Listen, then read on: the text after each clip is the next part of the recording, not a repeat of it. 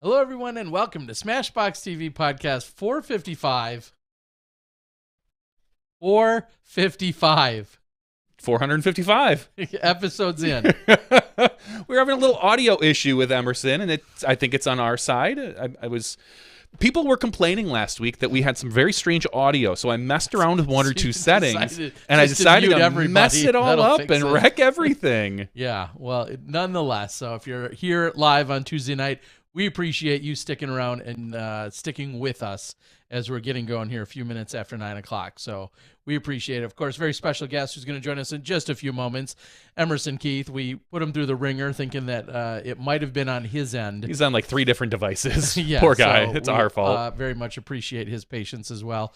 We'll talk to Emerson Keith. Of course, we're going to talk about what we just saw OTB Open, and maybe we'll dive into a little bit about this upcoming weekend, Beaver State Fling, and where the rest of the state of disc golf and everything else is. So I guess without any further ado, there's no reason to make him wait anymore. Our champion from the OTB Open this weekend, Emerson Keith.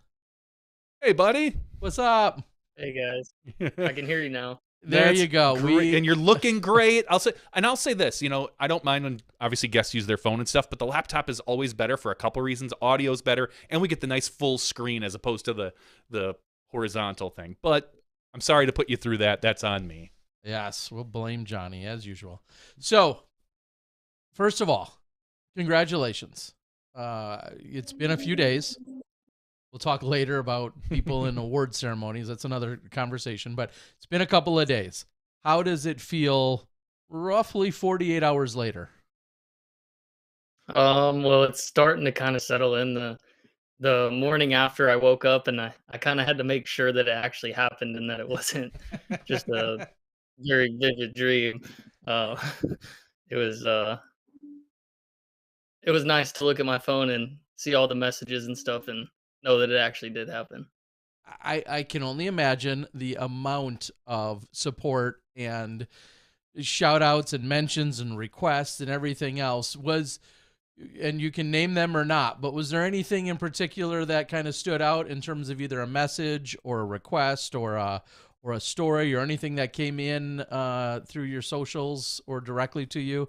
Anything that stood out to you as a above and beyond kind of message? Yeah, I mean, obviously, like my dad, and I even got a message from Ricky Wysocki. I was kind of surprised by that one, but he's a good friend, so that was nice to hear from him. One thing that really stood out in a lot of the messages is a lot of people that are similar in size to me Mm. told me that I won for the little guys. So I got a lot of those messages.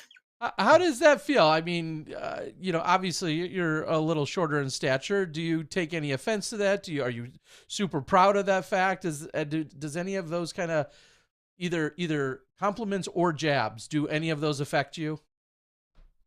Not really. I mean, I've been short my whole life. I was never tall at any point. So so I've just kind of been used to it. Growing up playing sports, I was never the biggest one on the team, but I could always compete. So size has never really been an issue for me. It's funny because a few years ago, you've been on the scene for what, 9 years, something like that, and you were known as a pretty far thrower for the longest time. It's like, oh, Emerson, he crushes. Just the other day, I heard someone say, Emerson not known for his distance, and I was like, that's kind of silly.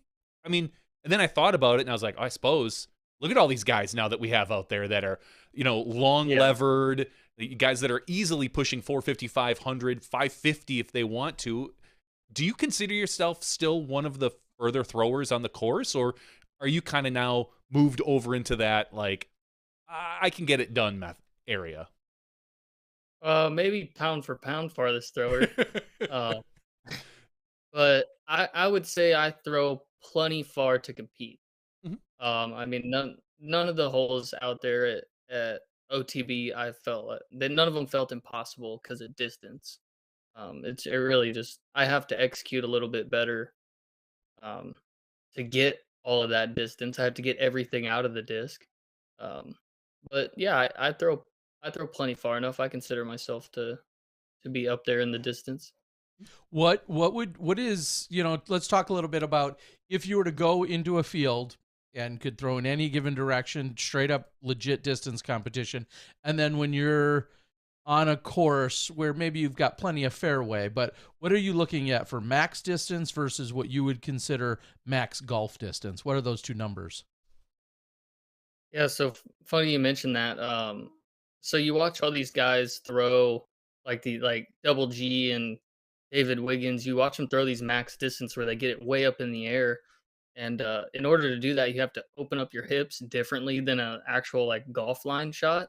I've never learned how to open up my hips that way to like throw those big giant flex shots for that so-called max distance. Mm-hmm. So my all my distance practice has been on a golf line.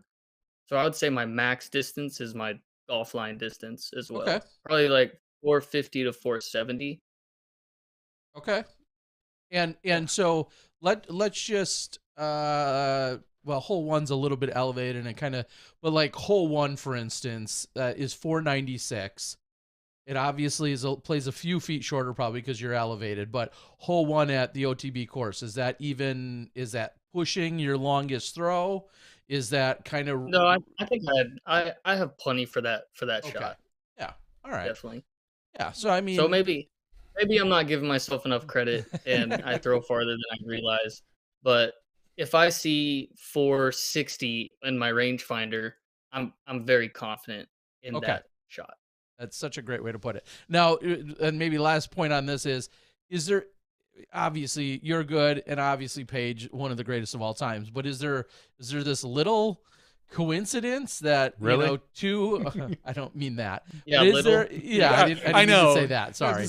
Is it just a coincidence though that you guys just both won in the same weekend? I mean, clearly Paige has won plenty of tournaments in her career, but the longest course on tour for MPO and FPO is this weekend. And then two of our least tall people win it. Just a coincidence, right? Yeah, I mean, I knew in my own head that I could eventually win a tournament. I did not really think that it would be the OTB course, but the layout was not impossible. Even though it is long, it's just you dice it up. I don't need to throw 600 feet and then 300 feet. I can Mm-hmm. throw 450 and 450. Um, and so I think it played to my advantage because I don't have the arm to do anything crazy on that course. Sure. And the key, obviously, is stay in bounds. Yeah, I didn't go out of bounds very often. I think I was second in OB rate. Yeah, that's what I saw. I remember that exact thing is that you were second. So clearly just keeping it safe. controlled distance, as they say. Yeah. That's Back to your question, I kind of went off there a little bit. So I hung out at the OTB warehouse. It's the thing to do when you're Mhm. in Stockton. Yeah. And Paige always hangs out there. I've been hanging out there for years, and Paige had that giant lead after round two, and I was a little bit one stroke back at right, Mm-hmm. one Yep. stroke going into round three, and she just said that it would be so cool if I won and stuff, and she was confident that she was gonna win. So after round three, she won.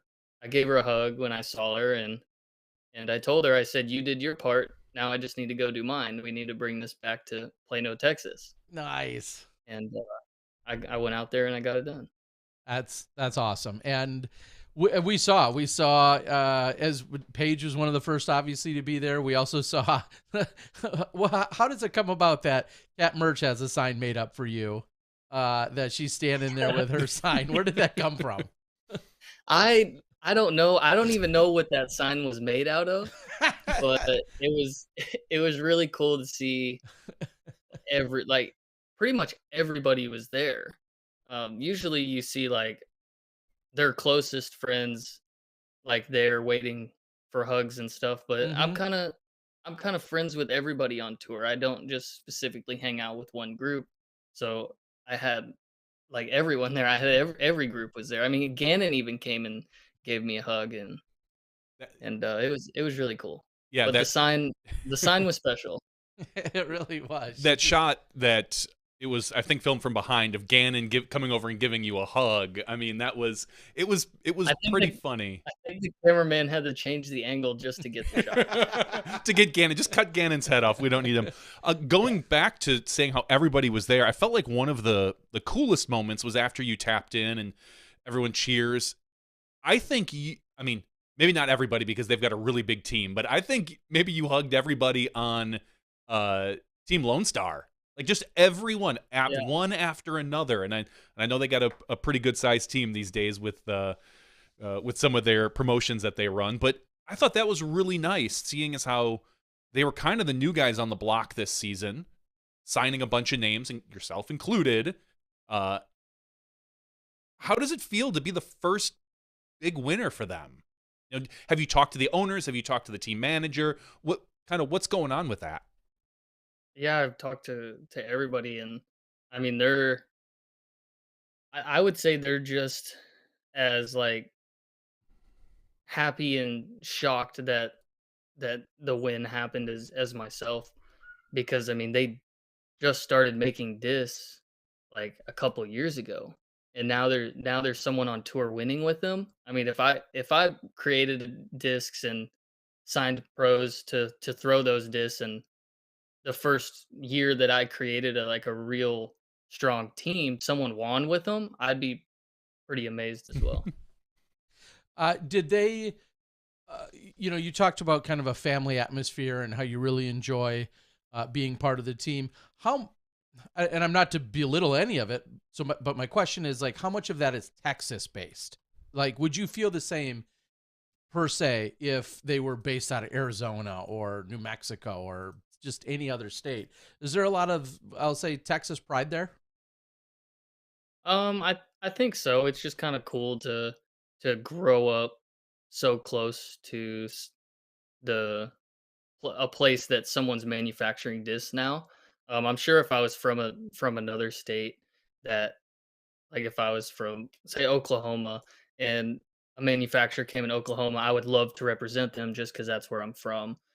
So I don't think it's like a Texas specific thing, but in a way it kind of is because I'm from here. So it's cool to keep everything home. Now, speaking of home, that perfectly segues to, you said you're already back in Texas. So tell us like what the tour is or was and how it looked, and that are you going back out west, and are you not doing that until Portland Open? Kind of break down like what your travel looked like that you're already home in Texas. Yeah, so I we finished Jonesboro, I believe. I came home. I was gonna drive out there, and um we had we have my son's first birthday coming up. My daughter has a dance recital.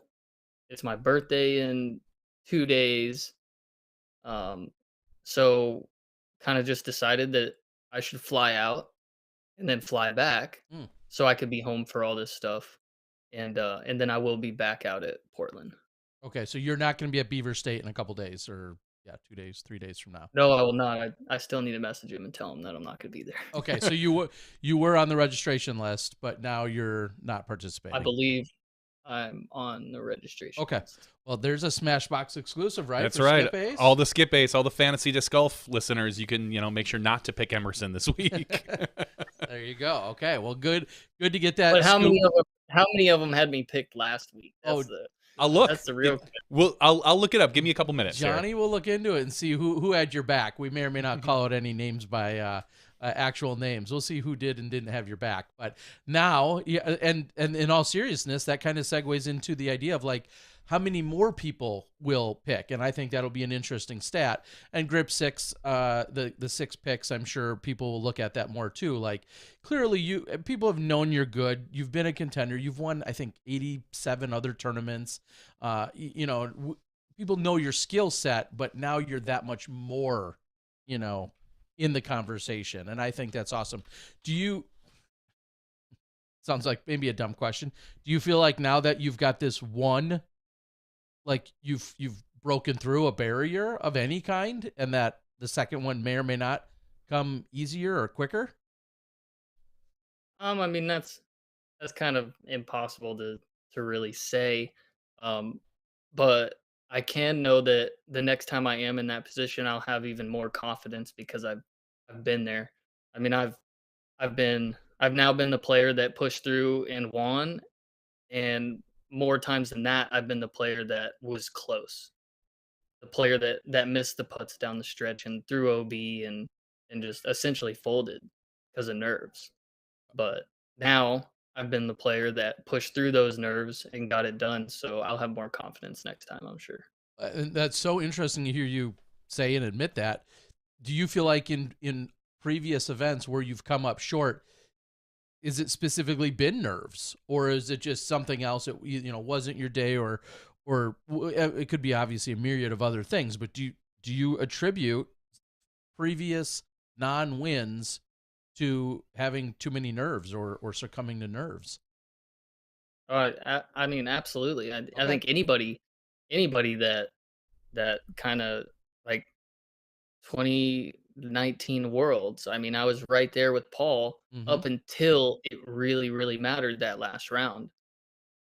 And I mean, I started off like my scorecard was very colorful, and that's 100%. That's 100% nerves out there.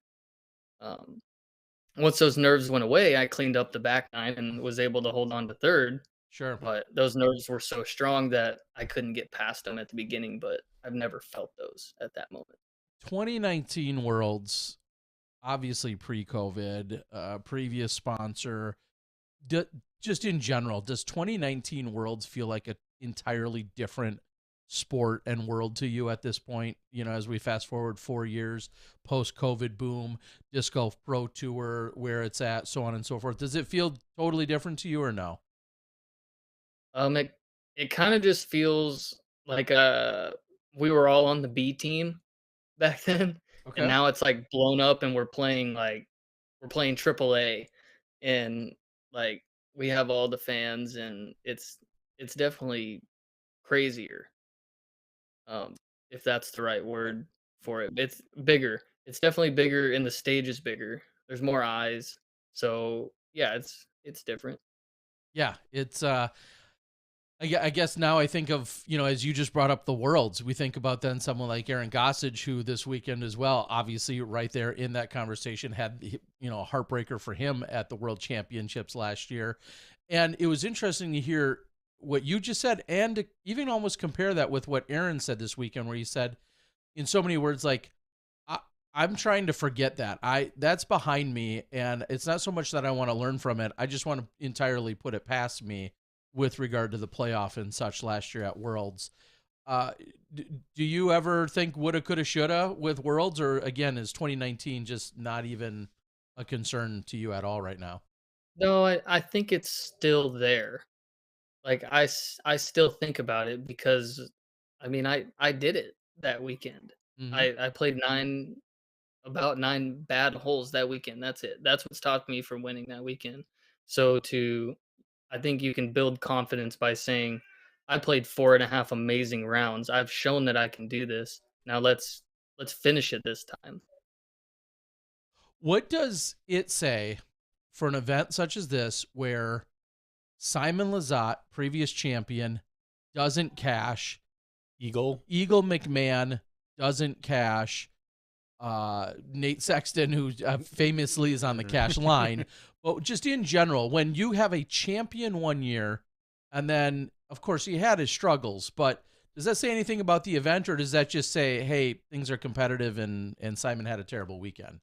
But does I some of that like change? Does that say anything about the event? I think it's just where we're at in the sport. It's not as easy to win.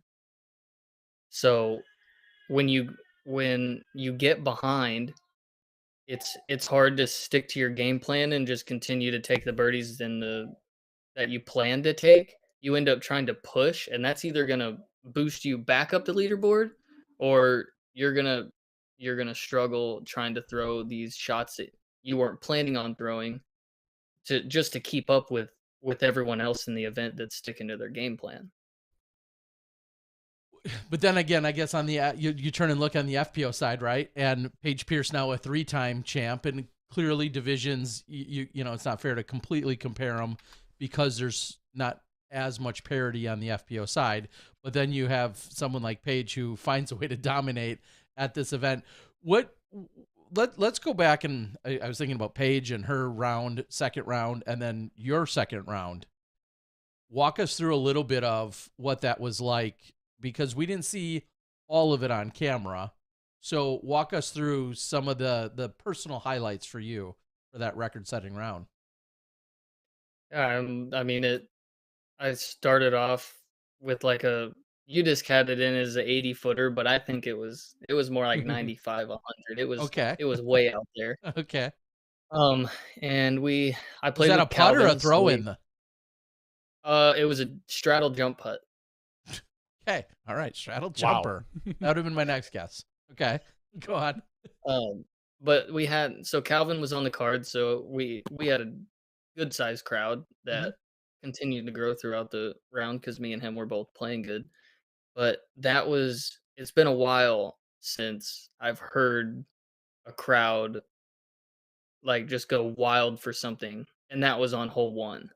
So I was already feeling something special on hole one, and just continued to make long putts. I think for the round I was 100% circle one and 60% circle two. I mean, that's got to be one of my best putting rounds ever. So just having the crowd and making everything I looked at, yeah, Yeah, made it I was going special. to say similar but different, because it wasn't quite that. It wasn't record setting in that it was near perfection, although obviously it set a course record and it was the best round we saw all weekend. But I think about like James Conrad and Jonesboro a few weeks ago, and just how it felt like, and he said it, and Gannon said it, and others that were playing with him, a bunch of people said it, like this was special, and we kind of collectively were rooting for him. And so, you know, for you to say that there's a gallery out there, you have other superstars, of course, on the card. That's just got to feel awesome to be, you know, the guy that walks away. How much more could you I improve didn't on that? even know. Go ahead. I didn't even know I didn't even know what I was at. Okay. I was truly just out there playing disc golf that day because I mean I was in like 25th place Mm-hmm. at the to start that round. So I just went out there and I played. And I think going into the last hole, um, Ari asked me like the conversation came up and she was like, "Do you know what you're at?" And I was like, "No." And she's like, "You want me to tell you?" I said, "After I throw this up shot." And and then walking to the green, she told me, or no, after I put it out, she told me, she was like, "You shot 12." And I was like, "No way. I thought that putt was like for 10." So I didn't really know. It was probably a good thing that I didn't know. Sure. But What there's a lot of different descriptors that people use when having a good round. Were you in a zone? Were you in a blackout mode? Were any of those things, or was it just a happy-go-lucky round for you? Like how do you, you know, and you just said, well, I was just out there playing disc golf. I guess give us your description of when you're, so to speak, in that zone. How do you describe it? um I don't know if I would really call it like the like blackout mode Mm-hmm. because I was like insanely focused for my shot.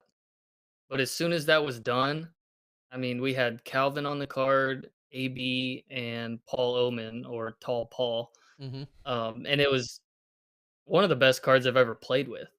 Like it was very fun. So like we would all throw our shots, no matter what, we'd just be talking down the fairway or about anything.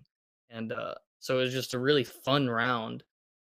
So really, I was only focused for a little bit of it when it was my turn to throw, and then the rest of it was just like hanging out on a Sunday at league. Okay. So pretty casual, pretty laid back, and a good group. So I know Ari had actually messaged me a few weeks ago and was saying, "Oh, I'll see you at Stockton." And I said, "No, I'm going to be working the event, but I'll be doing it from the booth." And then that's when I think she told me that she was going to be caddying and hanging out. So the whole world says, how with Ricky, you know, obviously not playing this year, How does it come about that Ari's out there and on the cart for you this weekend? Yeah, I mean, just traveling, staying at Airbnbs with Rick. I've gotten very close over the years with Ari. She's like kind of a tour mom, Hmm. so we've always stayed in contact. And she asked me, she said, when I you come to OTB, can I caddy for you? And I was like, yeah. Did you even really have to ask me? So it was kind of a given. She was going to be on my back that weekend. Well, I think that's probably 1 for 1, right? Her on the bag for you. Is that the first time or no? Yeah, I mean, yeah, Sounds so like the yeah. next That's the question is, right? Like, this is going to she's be, she's driving up to Portland, right? yeah. Is she the new official tour manager for you? Oh, I think she's gonna just take the 100% one, and Okay, okay. Yeah, and a lot of people, and not to sidetrack too much, but a lot of people have asked where she is, and obviously Ricky hasn't been playing. But even if Ricky were playing every event this year, Ari, I think, made a pretty public statement that she was, kind of taking a break from being out on the tour. Is that some of the conversation you had with her? yeah, she just, I mean, the tour life is hard, and she did it for a very long time. So to go to go back home and just see your regular people, be in your own house again, I think that that was needed. Yeah, and for those that don't know, not that I'm doxing her, but I think she's out of the Redding, California Mhm. area, not too far from OTB. Hence, all of this, logical geographic stuff, Yeah. makes perfect sense in that she was out there, and I'm sure a lot of people were excited to hear and see her this weekend as well. She's been a Yeah, staple the woos. on the tour, The right? Yeah, woos. and The it, woos. it continues to hold true. She didn't just cheer for you. She cheers for everybody on the card. If there's a good shot, Mhm. she's not biased just toward who she's, working with or for. She very much loves to spread the love around, and I personally I loved it. So it was great to see and hear her again. So Portland now in a couple of weeks, and will you just then be flying out to that event? I'm guessing, and then flying back. Is that kind of the plan? That's not fully decided yet. I kind of need to drive, so I have my car for Zoo Town and all that. Okay, so Um, that was, I guess, the unless next I question is like, what's your tour look like? But if you're going, kind of break down what you're going to be doing in the next few weeks then, or plan to play. Yeah, so it's kind of up in the air. Definitely Portland. Like I have to be at that one. That's an Elite Plus, I believe. Yep. Mhm. Um, but the Silver Series, I've I've earned the break. The tour can be hard, so when you can take a break, it's important too. So Zootown is up in the air right now. Okay. I would love to go play in Montana, but if I see it a better fit to come home, then I will. Okay. And so, like you said, you're almost even contemplating. You're planning on driving though to go out there, and will that'll be a car? That's not your whole family in an RV or a camper or anything like that. You plan on, if you go out there, you're likely driving a vehicle, a car. Yes, that's a car. Okay. Yeah, definitely. So, being that your Lone Star's first Elite Series winner, are we going to see a special disc? We've been seeing that's kind of been almost a staple this year, where the winner of the event, their manufacturer, does a limited run disc or something along. Are we going to see something from Lone Star with Emerson Keith on it for OTB? Yeah, definitely. I believe there was just something posted today on what that'll look like. Ah, nice. It's gonna be a Charlie plastic bayonet, and the Charlie plastic is totally coincidence that it's the same as my daughter's Daughter. name. Yeah, I Yeah. was just gonna say that. Um, but it's the first time that this disc will be released in the plastic, and I wanted it to be the bayonet because I threw it on almost every hole out there. Ah, all right. So what I'm going to do here in the chat, actually, I think I can link right to it for Yeah. everybody because I'm seeing it on Facebook. It says, in celebration of Emerson Keith's victory, OTB will be releasing the EK Texas 3-step, which includes a V2 bayonet, a Founder's Ranger, and a Founder's Oh, bayonet, all with his signature stamp. And That's the actually separate from the disc for the tournament. Oh, and then it says the Emerson Keith commemorative stamp Charlie Bayonet will be dropping in store and online through our dealer network on May 25th. So awesome. That's right, because Sweet. the link that you sent didn't work anyway.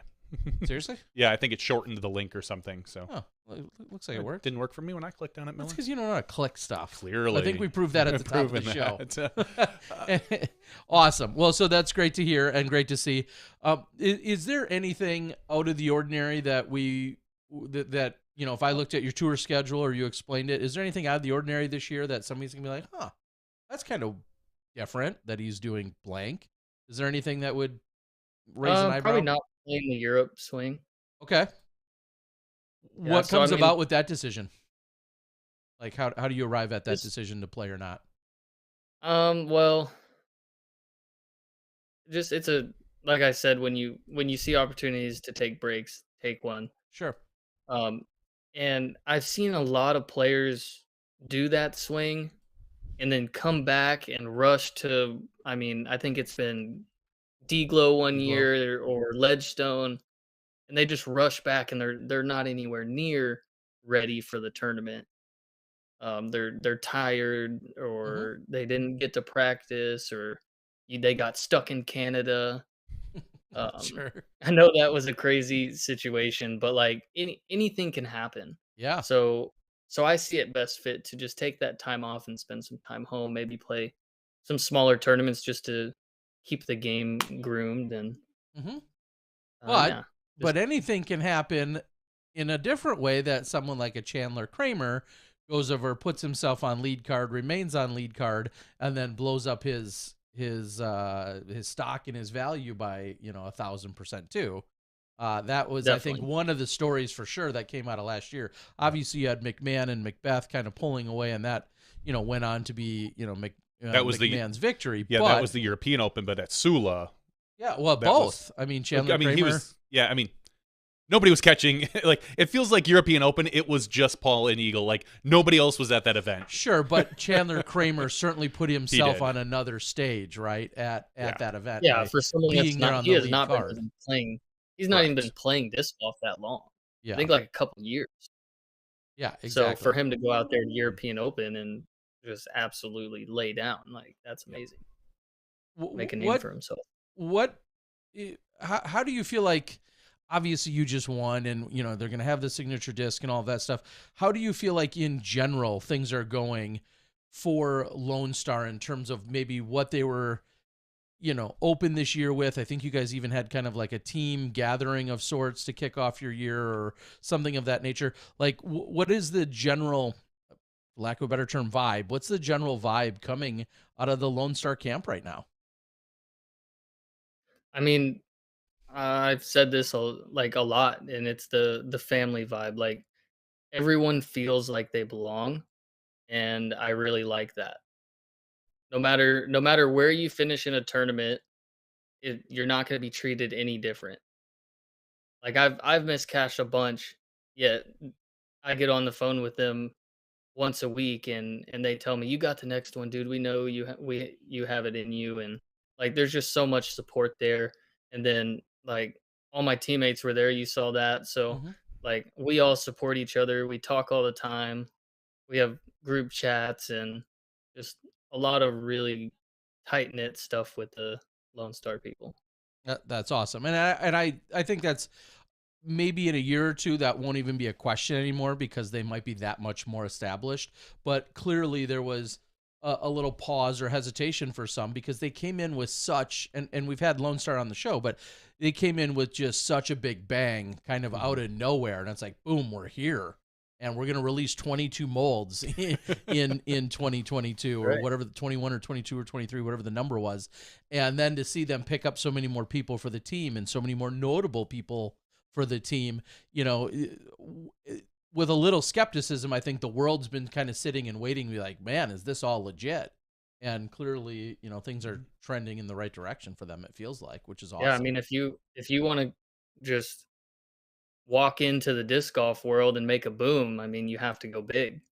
You can't do that tiptoeing. You kind of have to go on full sprint, and I mean, you're going to make mistakes along the way, but I I feel like right now they've made the right decisions and they're doing really well. I mean, they seem to have grabbed the right guy, and that. Absolutely. West Coast swing. Some people even either back off or uh, have struggles with it. And I think of like, I mean, I've driven a car around California for a few days. I can't imagine pulling a camper or an RV, or you got a big truck or whatever. And then as you extend up into the Pacific Northwest, does any of that make you hesitate at all, or is that just all part of tour life? Like, just because I see so many people kind of react differently to being in the West Coast or the Pacific Northwest, does any of that impact you, or is it just kind of business as usual?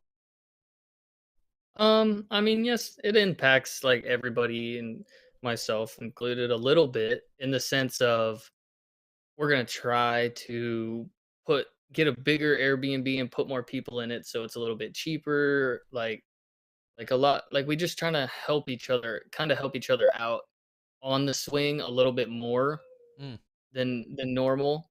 I would say just because it can be a brutal swing if you're not playing good.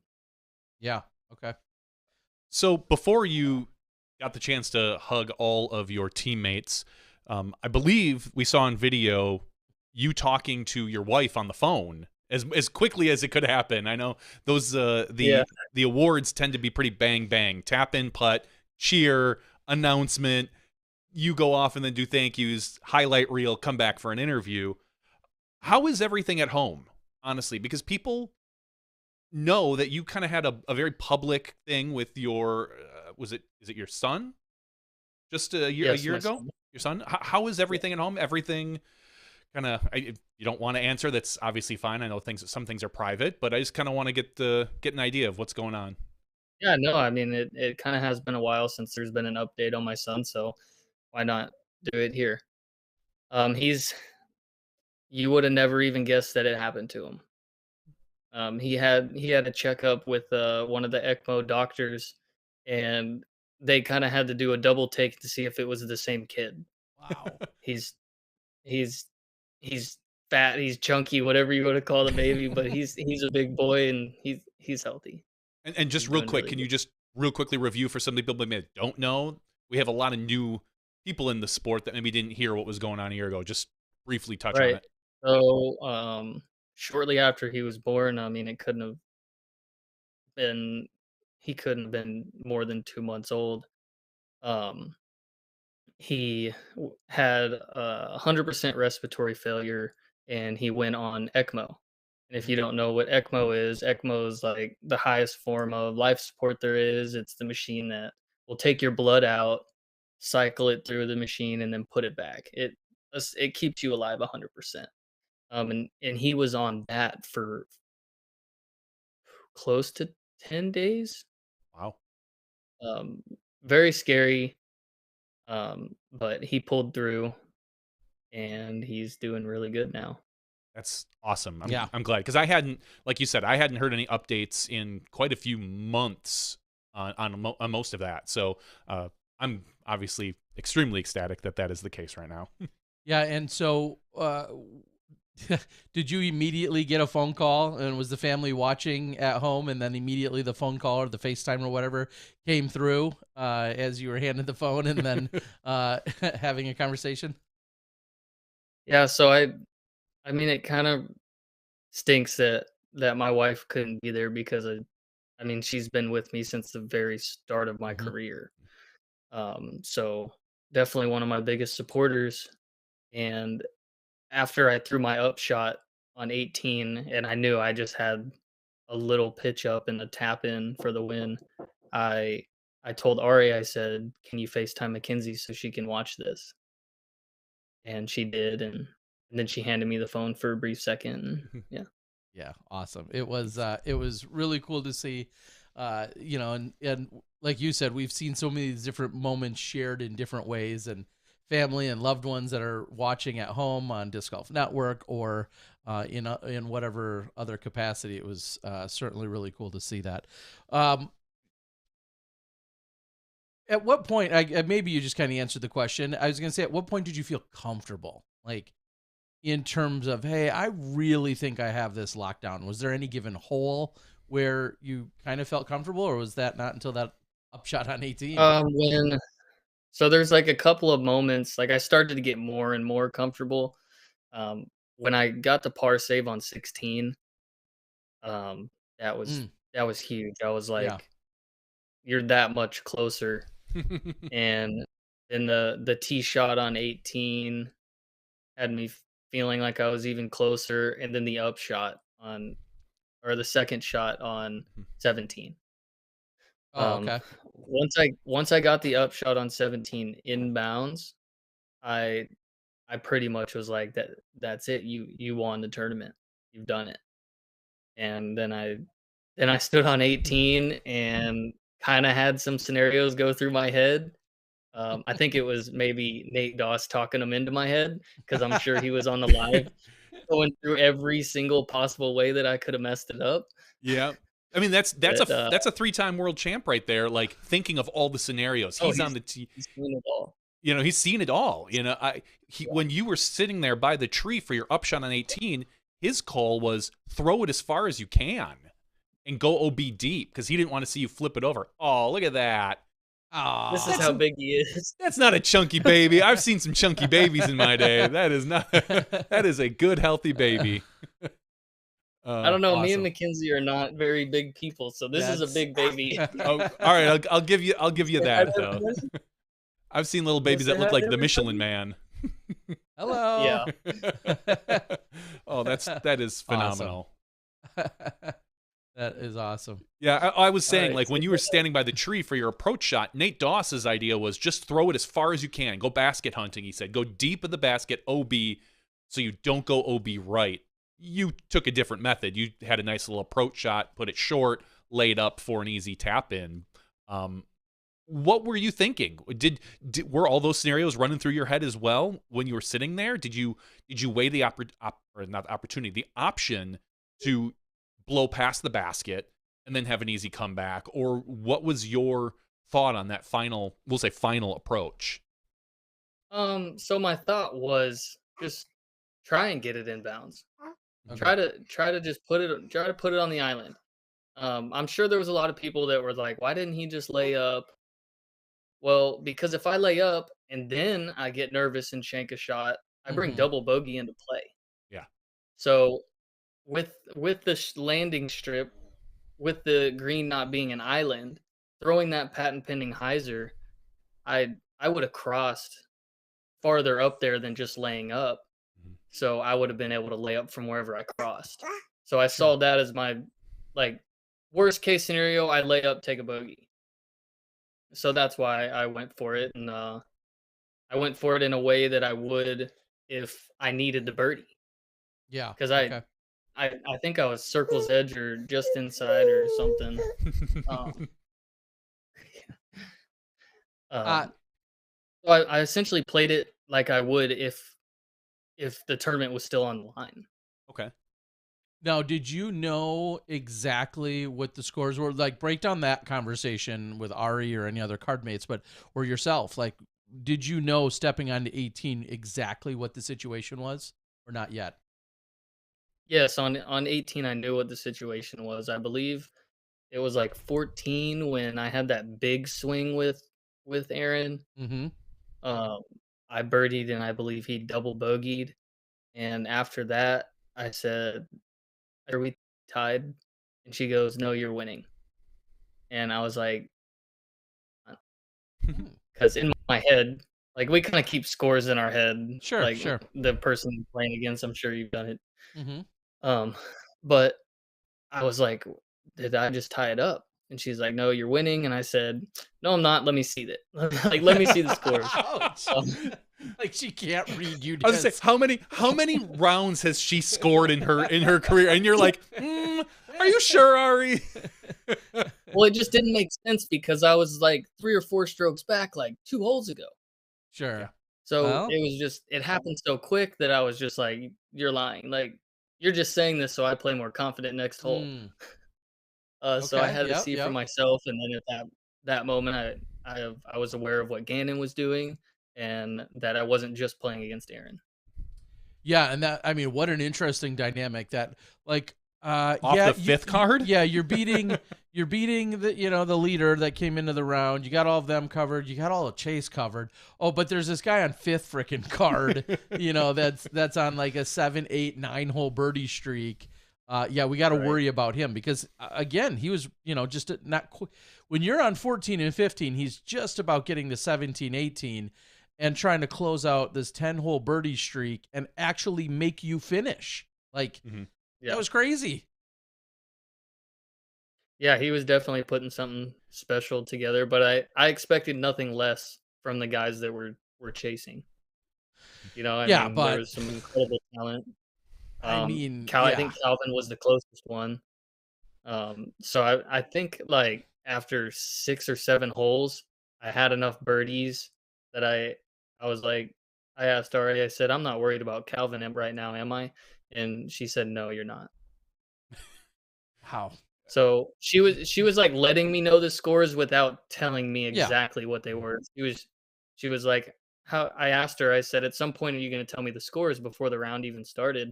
And she was like, how about I just let you know if you're okay or not? So that's Yeah. what she was doing.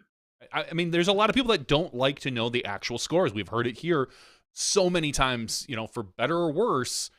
Hey, I went into hole 18. I didn't know if I was up or down or tied. And it's like, that's not personally, I don't think that's a good idea to do. But having a caddy that can at least inform you if you don't know the scores, just be like, you're good, or you might want to run this one. Something like that, I think is Yeah. really I think nice. I think final round, when you get to the back nine, you need to know what the scores are. Mhm. Mm-hmm. Yeah. Because you have 9 more holes and you got 16, 17, and 18 on that course. And you just need to know what you're doing because you might have to change your game plan a little bit to win. Yeah, I couldn't agree more. And those holes, 16, 17, and 18 also played as the three most difficult holes on the course, which is I don't want to say bizarre, but it's crazy to think of it that way, that those play as challenging as they do. And so knowing that literally anything can happen. Obviously we saw, some struggles in the FPO and MPO on, I was going to say 17, but 16, 17, They all 16 got and 17. people. I mean, they happened everywhere in both divisions, and it was just absolutely wild to see what could go down on those holes. So, Definitely. And I was surprised that 16 was the hardest hole because I thought 17 was the hardest hole. okay. Hmm. Like, And in my own head, 17 was the hole that would mess you up. yeah, I mean, just so easy, and not to pick on her, but we saw how it could be if did what Kat did, which, to throw it over the water, but to, excuse me, never cross in bounds And then and try just again. keep doing it and doing it and doing it. Like, clearly that's, how easily it could rack up. And Yeah. that's exactly what happened on her end. It was, yeah. But talk a little bit about, yeah, it was hot, which maybe, played in your favor, being, pretty used to Texas type heat. But talk about the wind or lack of the wind. I mean, how much worse was it on Sunday as opposed to Saturday and Friday's rounds? I'd say Friday was kind of like, okay, there's a little bit of wind here. Saturday there was no wind, and I was actually upset because I need wind to keep my disc in the air. Sure. So um, I felt like I wasn't I had to make a lot of long putts that round because I wasn't throwing very far. Yeah. Um, Okay. and then Sunday it was in your face. It felt like because it was so much more than the previous 2 days. I don't think it was like anything crazy, but it was just so much more than what we had played the 2 rounds before that it felt like a lot more. Everything felt a little bit harder. Yeah. I mean, when I remember asking Brian Earhart a couple different times throughout the round, and he's like, it feels like it's in your face on every hole, which doesn't make sense clearly as Yeah. you're, making this circle around the course, so to speak, or this, traipsing around in all these different directions. He's like, it just feels like almost every time it's just constantly is in our face. It didn't seem to Yeah. make You sense. never know what it's going to do to your putts out there either because it does feel like it's in your face all the time. Yeah, and then various corridors and the trees and the way that they, I think of a hole like hole. I think it's both 6 and 8, maybe a little bit, where I feel like at least on 8 or 6, yeah, you're going through 3 different fairways. It's like a line of trees, fairway, a line of trees, fairway, a line of trees, fairway. Like Yeah. just knowing that the wind is either going up and down those fairways or crossing your disc, it just has to be really inconsistent. Yeah, you really have no idea till you throw it and just watch what happens to your disc.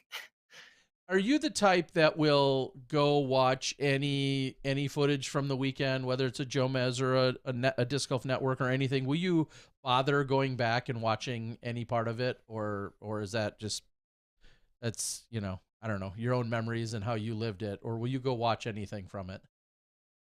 Yeah, I mean, I'll go watch it. I didn't watch the whole round. I went and watched like a few of the key moments of that round that I was proud of, and um I watched my upshot on 18 because I wanted to know what Nate and Yuli thought of my decision to just go for Mm. the island. Um, And but what did yeah, they I say? watched a little bit. Um, they were just like, yeah, just if anything, go OB. Sure. Mhm. Like, just go OB up there. Yep. And yeah, that was essentially my plan, except I threw it in the middle of the island. Well, I'll say this: the from what I saw on tee shots on 18 this weekend, the tee shot now it did kind of almost flirt with the OB at the very end of the flight, but that tee shot I think was one of the farthest tee shots I saw all weekend, which I think in itself was incredible. That not only was it essentially online, but it was also covered the most distance. Did you feel like you juiced it? Did you know? I mean, you kind of think you clapped after you threw it, but did you know just how good that shot was going Well, to be? I didn't know that it was gonna push the OB line because I thought it was impossible. Okay. Um, I knew I hit the exact line I want. I'm going for that inside gap with the backhand that Heiser's back left to open up the angle into the green. Okay. But I clapped because I hit my line. Yeah. I didn't know exactly where it was gonna land, but I hit my line. I hit that first gap. I I won the tournament right there. Okay. I didn't hit the 3 trees off the tee I box. was just I gonna say, hit the yeah, line. Yeah. yeah, clear of first available, which is what I would assume was the most exciting part.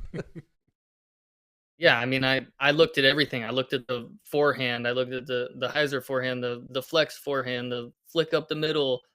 Um, I looked at it all before I threw that, and then I just decided to throw the same shot I've been throwing all week. Is there anything that you really regret that you look back and you're like, man, what a dumb play or move or decision I made? And maybe it was the last round or maybe it was any time during the weekend. Was there anything you're like, man, that was definitely the dumbest or the worst thing that happened to me all weekend? Does anything stick out? Maybe shanking my tee shot on 13 or 12. 12 maybe the final round. Going OB on that tee shot. That's just dumb. 12 is the with I the threw it. island. I threw it straight in the tree. 11. 11. That's where you struggled, right? Is it 11?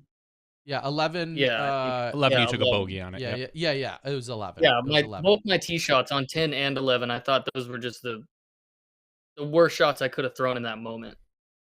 I mean, Okay. obviously, I got lucky on 10, and I was very fortunate. Um, but yeah, in my head, I'm like, "Have you played this game before? Like, what are you doing?" Nerves are a thing, man. I mean, you get into the back nine, and you've got a chance to win a pro tour event. That has to run through your head. I can't imagine.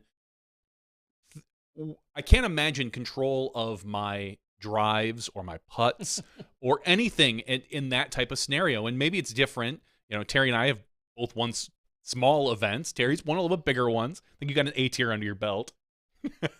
Am, right? No, Pro. no. I suppose you won Northwoods. But just being there and having to execute pinpoint drives. Do you do anything to calm yourself when you're on the tee? I try and visualize the line um before I'm throwing, so I kind of clear my head and visualize seeing the disc fly down the fairway exactly where I want it to go. And it worked out most of the time during that last round. Well, like you said, it worked on 18, which is what officially helped you put it to bed, which was incredible.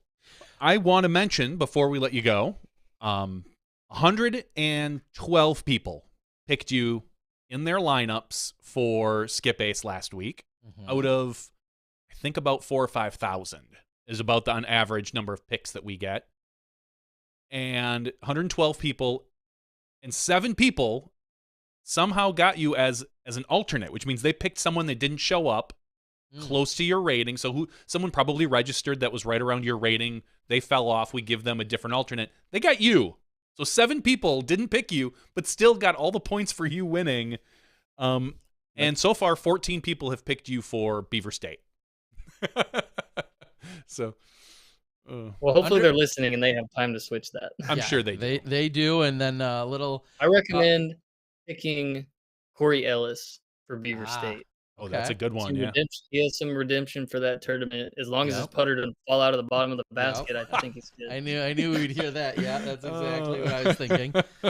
Yes, Corey Ellis certainly is a good pick for out there as well. I feel like he is most weekends, but yeah, definitely out there as well, like you're saying. Oh, I can't imagine the number of times we're going to see that replayed this weekend on the broadcast. Hopefully not enough. Nobody wants to relive that pain. Not Corey.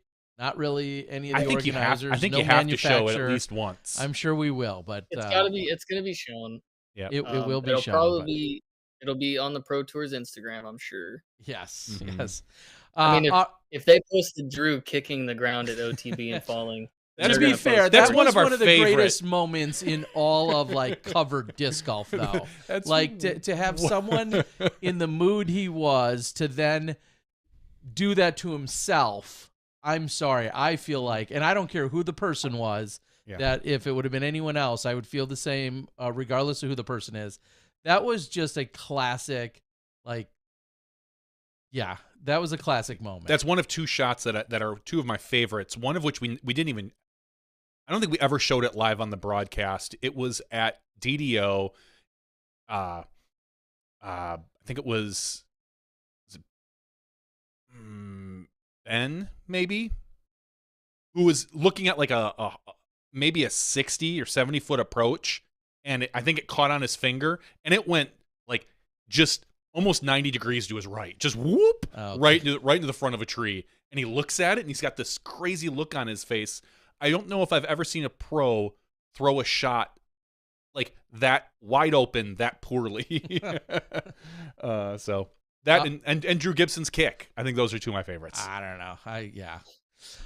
All right, Emerson, Emmer Daddy, as if give this story, because there's a lot of people sometimes I feel bad we're in the booth and we may refer to whether it's a nickname or it's an Instagram handle or whatever, or a cat, standing there with the sign. Just so people can hear it out of your own mouth. What's the nickname and where does it come from? All right, so this goes back to, I can't remember maybe it was Idlewild, but I can't remember how long ago this was, but it was a long time ago. It was before I had kids. It was before I was married. So I believe Corey Merle is doing coverage or commentating with Central Coast. I believe it's him and Ian. Okay. I think.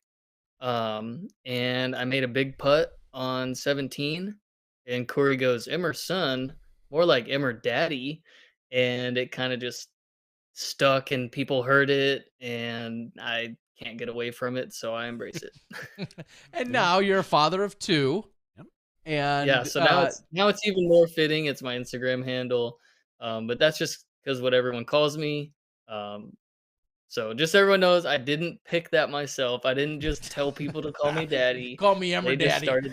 started. I'd be okay with it, It but just kind of happened that way. that's how the And nickname, The right? best the best nicknames are clearly the ones that nobody picks for themselves. Yeah, Somebody else has to pick it Yeah, out. exactly. You're gonna be stupid or call yourself the disc golf guy. Who does that, idiot? Anyway, all right, Emmer Daddy. In all seriousness, we want you to shout out any sponsors. Tell us your social media handles. We want you to tell us how people can go out and support you, all the different ways. Floor is yours. Take it away. Okay, first I want to thank you all for having me on. I think I don't know if I've ever been on, maybe once before. You were, which But, I'm gonna have a story about in a minute, but go on. But I'm very proud that I'm sitting here talking with y'all about winning my first Elite Series. I want to thank Lone Star, of course, and then Legit. I was wearing their hats all weekend. And I'd like to thank Drive Bags. Their chalk bags kept my hands nice and dry all weekend. And then all the people that support me. I'm gonna name off a few. My wife, of course, my dad, my uncle Mike, um, Josh, good friend of mine from Michigan, Ari, Fernando Leal, and then just all the local Dallas disc golfers that have supported me and been rooting me on for all these years. I just want to say thank you to everybody. And then if you want to support me, I have the OTB disc coming out. I believe it drops on the 25th. There are some places that are doing pre-orders. Um, but that will drop soon. Lone Star just released a starter pack. I believe it's called the EK Texas 3-step. Mm-hmm. And that features a blue bonnet, which is the putter I use, a Texas Ranger, which is the mid range I threw my approach on 18 with the final day, and then a bayonet, which that was the driver I was throwing all over the place. So it was fitting that it was those three. So if you want to support me, go get those from the Lone Star website. And if you want to follow me on Instagram, I believe my handle is EmberDaddy. I had to switch it. Yeah, It used to be something else. Yeah, I know because I remember looking at it as well. Oh, it's _TX. Yes, Texas. That's right. That's what I saw. Okay. Yes, had to change that a little bit. Okay. Yes, please, everyone, as you said, go support them, follow them along. I was real quick then before we let you go. I do have to follow up on this. I was talking to Nate Doss. I think we were on the way to the airport at 4 a.m. on Monday, and we were talking about you being on the show. And I said, I think the last time he was on was a couple of years ago, and I didn't remember how in the world this went on, but the cops showed up in the middle of our interview. Does that ring a bell? And like, maybe they were at the wrong house, and you stayed on with us because we're like, no, we'll let you go. And you're like, no, it's good. Does any of this ring a bell? I think I remember that. Do we? Are these recordings saved? Yeah, they're saved, so we all could go. Then we'll go do our research. But I am absolutely positive at one point during the interview, I think you were sitting on your couch. You were talking to us. We were having the conversation, and then the cops absolutely showed up, and it was like nothing to do with you. Because I remember like we pretty much dealt with it, and then we're like, okay, and then we just moved on. We'll have to it. Okay, well, we'll have to go see what in the world that might have been. I don't know if they went to the wrong house or what it was, but I know we had a conversation. So you've been on the show before, because I remember telling Nate that's one of the things I remember talking to you about. Episode 259, we had Emerson Keith, Paige Bjerkes at the time for the Rocky Mountain Women's Disc Golf Championship. So all right, so a little over 2 years ago. So we'll have to go. We can all go relive that and take a look, or maybe some of our most emphatic smashies remember that as well. But that was the story I was telling Nate Doss on the way to the airport yesterday morning. Is like he's been on the show, and maybe someone will clip it. Yeah, we'll find it. But the cops absolutely showed up, so pretty funny. Again, it had nothing to do with you. That much I did remember, but.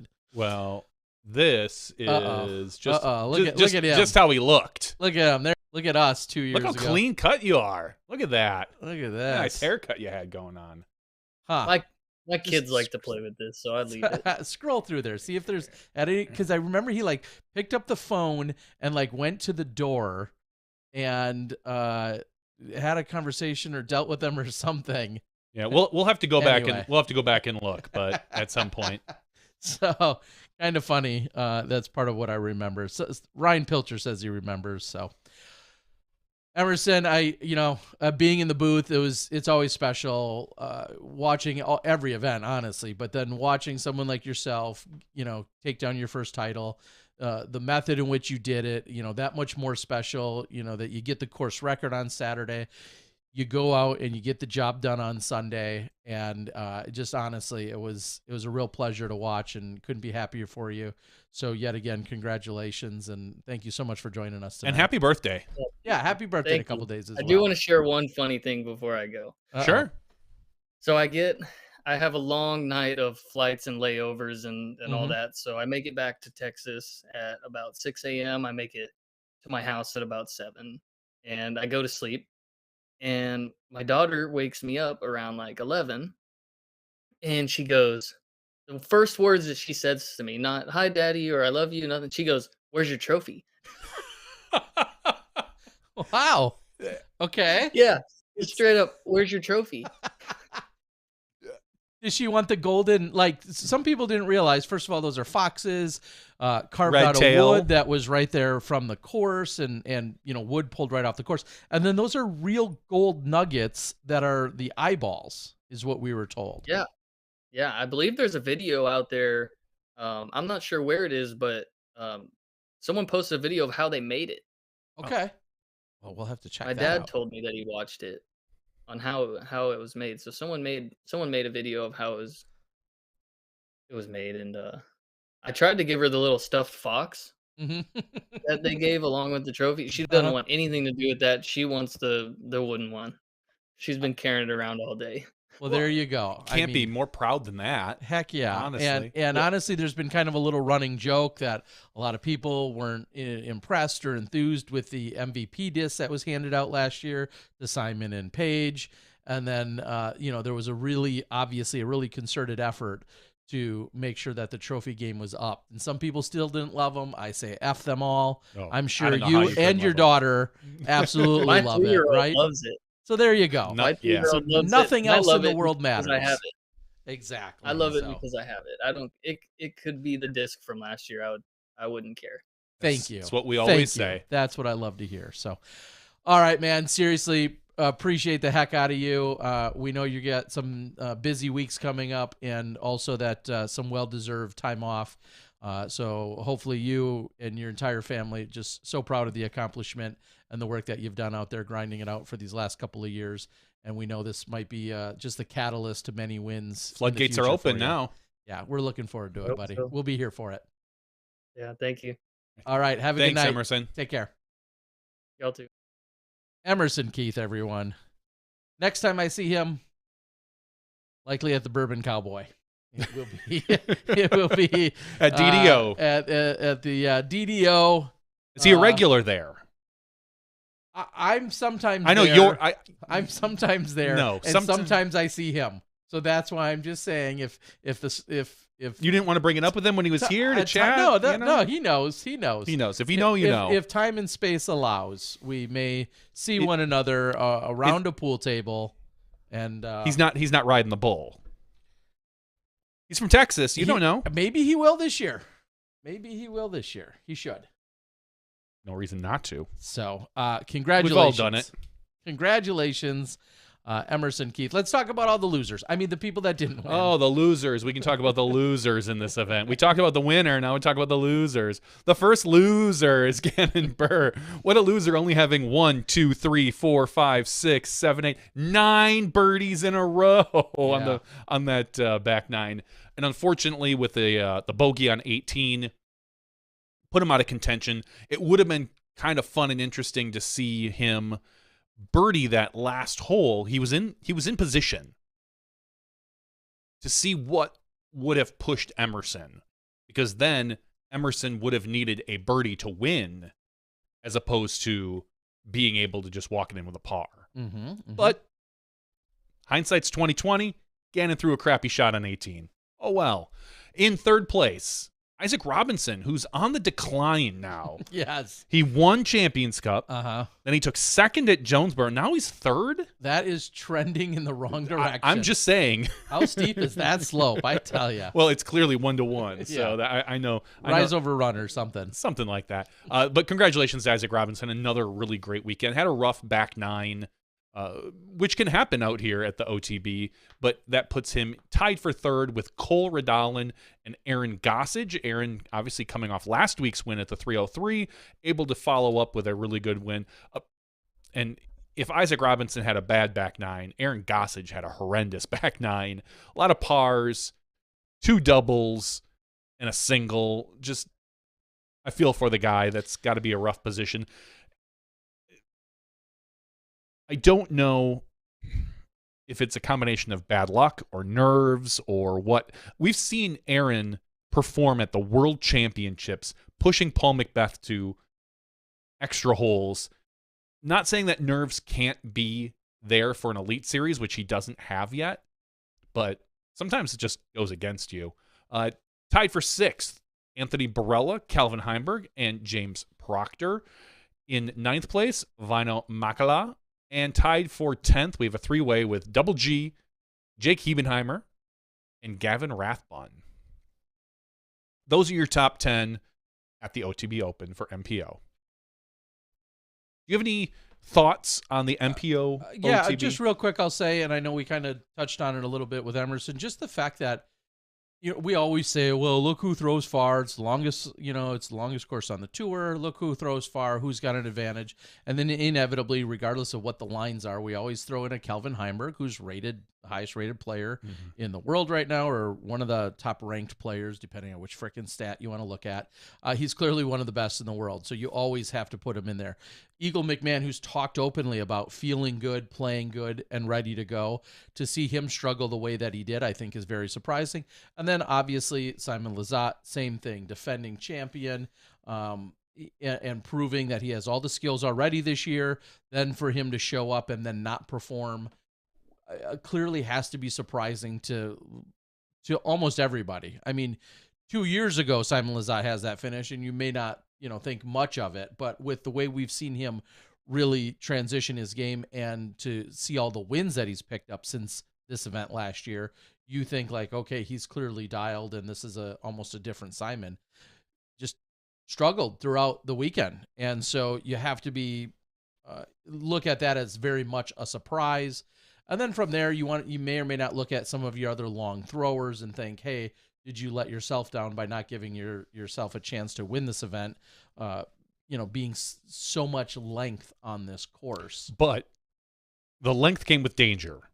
And so the OB stats really showed who was performing well.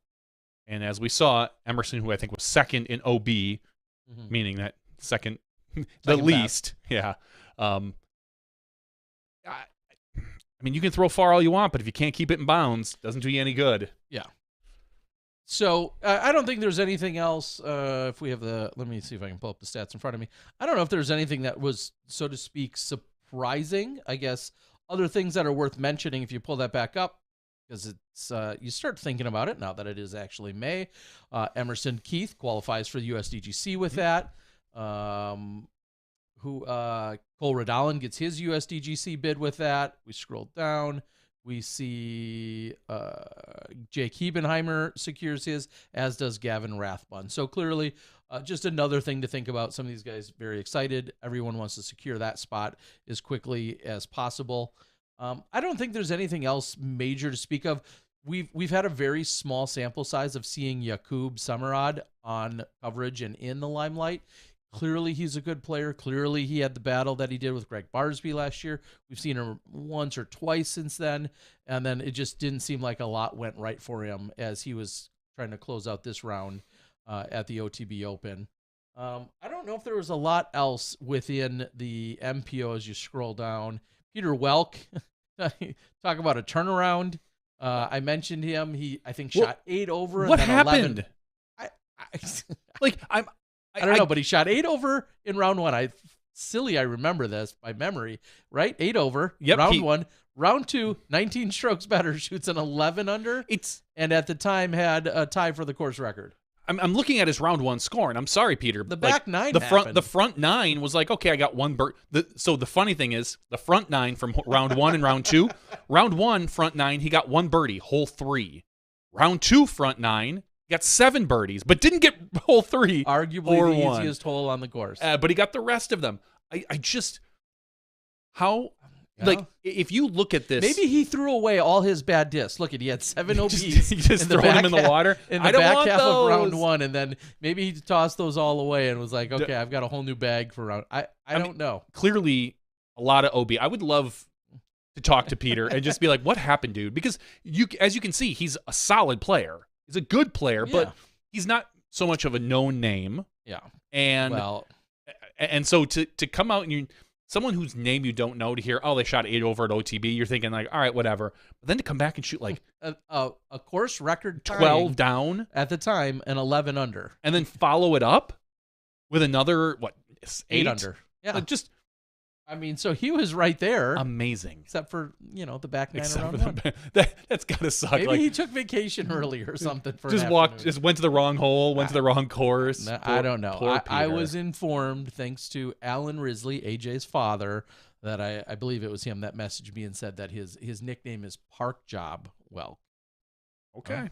It wasn't during the back 9 of round 1, and and I say that lovingly because he turned it on so well. But we can say that because he'd shot so well. Exactly. So anyway, no, there were no other major storylines that I can really think of that were just unbelievable. Well, let's talk Simon about and Eagle missing cash. That's interesting because I don't pick winners very often.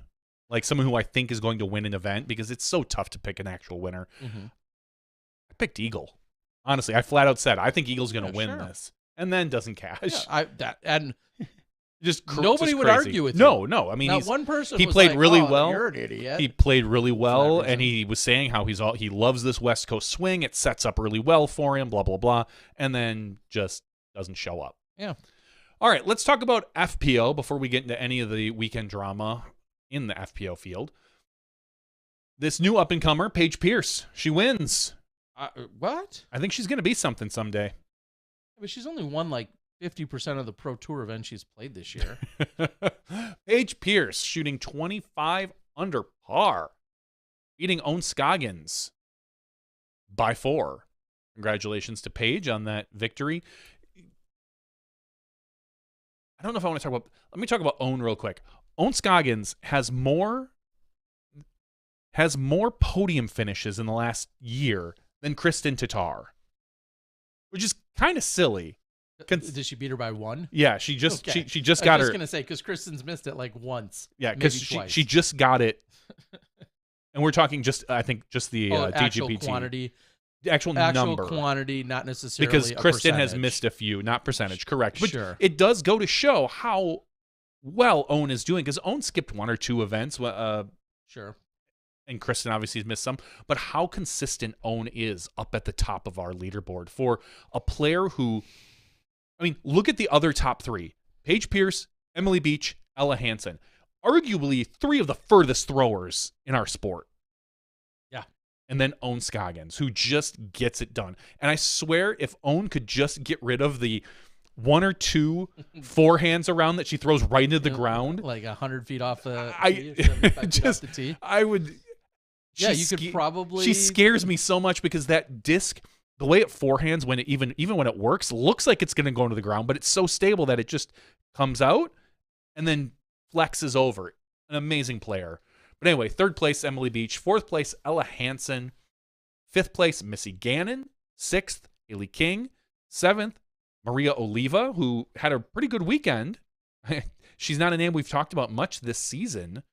She tends to kind of have one really bad throwaway round that always knocks her down into kind of the mid-tier of the players. But congratulations to Maria. Tied for 8th place, Kat Murch, your winner at Jonesboro, and Stacy Haas, not Haas, Haas.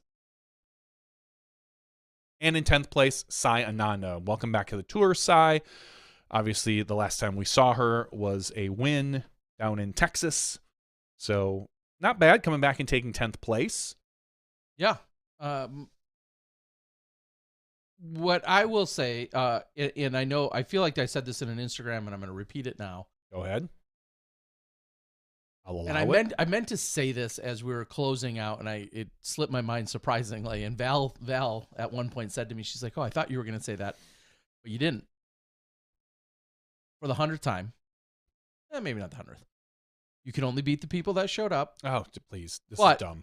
But because obviously a lot of people you want my internet voice? No, please. Okay. But what a lot of people suggest is that, well, Paige won because Kristen's not there. And I think that you're a moron if you think that her scores weren't impressive and possibly would have easily superseded another competitor, especially when you're looking at what she had done after the 2 rounds. Mm-hmm. But it's crazy to me that the first thing that so many people feel like they need to go to is the fact that Kristen wasn't there, and as if it was in any way invalidated. Which she averaged like 1,010 or something. And that's kind of my point, is like there's more than one way to look at it to realize that she played a damn good weekend of golf. And I'm not saying Kristen couldn't have beat her, and I'm not saying that it wouldn't have been close. I'm not saying, well, this is obviously hers no matter what. Clearly, and the dynamic can be different when she's physically there, when she's not. I understand all of that, but Paige put up Elite Series winning scores. Exactly. That's all you have to say. And I wish people could a 1033 be smart rated enough round. to understand that. Was it last week that you and I were joking that the story was going to be Paige Pierce only wins when Tatar's not there? I don't know if we said it here on the broadcast or it was like a private message that you and I were talking about at one point, that we're going from Paige is washed to Paige only wins when Tatar's not there because she doesn't feel the pressure, and all these stupid things that people are going to say. And I'll be the first to say that Paige came out at the press conference and more or less said, "Hey, I'm here to win. I still have a passion. I still love this sport." And I've questioned her now and again as far as her I don't say her commitment. I think she's very committed.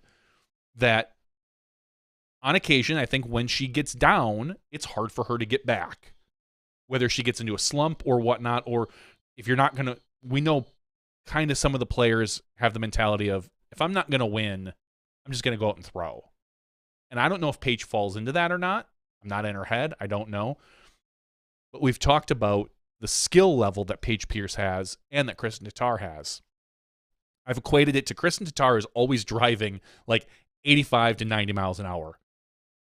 Paige Pierce can put it up to 110, but sometimes she goes 60. And Tatar seems to have that consistency that is almost unbreakable. Paige Pierce, as we saw this weekend, she goes 110 miles an hour sometimes, which is funny because she said this weekend she actually dialed back her drives. Yeah. Due to her, her shoulder injury, she was only throwing whatever 80, 90%, whatever that number is. And I don't know if anyone is here to measure it accurately. I think that if Paige can kind of pull what maybe Simon does and focus less on distance, more on golf and control, I mean, rumors of her demise are greatly exaggerated. Yeah, and it's really impressive to see a little over 1,004 average. So obviously really good golf this weekend, no matter how you look at it. And I just wanted to say congratulations to her. It was such an interesting perspective because when she said during her interview, she's like, I've won half of the Pro Tour events I've played this year. And when you look at it that way, because everybody wants to focus on her non-success, but then you say to somebody, would you be happy if you won half the events you play? You can't win half the league nights you enter, let alone winning half. she has a different bar. She has a different standard. She's put herself at a different standard, as has Kristen now throughout these last few years, as has a Katrina or any of our other dominant players, and including a Macbeth or a Wysocki on the MPO side. They obviously have a much higher floor. So everyone's expectations are that much higher. But the fact that she's won 2 out of the 4 events that she's played on the Pro Tour this year, we saw her not perform well. Well, she admittedly, readily opened. She was openly admitted she was significantly injured at Champions Cup, and I personally wrote that one off. Well, that's the problem. Is I almost wish, just for a clearer understanding, I almost wish she wouldn't have played, because people are going to forever hold that performance against her in how poorly she played. It'll be forgotten. I don't know. I don't think it will be. That's the problem. The idiots won't forget it, because they'll want to constantly bring it up and then hold that against her. And again, I hate that. The hard part is right now we have I'm going to put this in quotes, a new shining face in Kristen Tatar. And she's been around for a few years, but the last year and a half, it's been the Tatar show. So now suddenly, and on top of having a whole influx of new players over the last 2 to 3 years, they don't remember the years where Paige Pierce just crushed fields. And there's, even if you tell them, they're going to say things like, well, the field was weaker, it was different, and fine, whatever. But just to think that Paige Pierce still has the ability to come out and crush a field. She does. She is still, in my opinion, the best female player our sport has. When she's at the top of her game, she is the best player out there. I will put Paige Pierce at her best. She will beat Kristen Tatar at her best. And that's just because Paige has such a high ceiling. She has so much experience. The question is, how often are we going to see Paige at her best? Because we are comparing, when Paige takes 25th place or misses cash, she's now getting compared to Kristen Tatar, who just doesn't miss hardly the podium, much less cash. The stakes are different. The weights are different. You have to, it's so hard to explain the dominance that she had. I feel that way about Val too. Like, people don't remember how good Val was because it was so long ago. But just in general, comparing Kristen to Paige, ignorance show through. You're letting your lack of knowledge show. Just a lack of history. Well, lack of knowledge, lack of. I don't want to call it ignorance, but because I don't expect being without knowledge. Isn't that the definition of ignorance? I kind of feel like ignorance is like purposeful, but it's. I don't. It's funny because this is on a side note. I really don't expect newer players to really care about the past. Like I just don't. If you want to make but if you're right, if you want to make a statistical argument, bold statement, then you need to should have a little context. You can't say, "Well, I've been watching disc golf for 2 years. I've seen Kristen Tatar dominate for 2 years. Kristen Tatar is the greatest of all time." Like that to me is ignorance. And if you can disagree with me, that's fine. But to me, that is just sheer ignorance. I could argue that that's very, ignorance. very narrow-minded, narrow perspective, recency bias, whatever else you want to throw at it. Kristen Tatar is great. Nobody's denying that.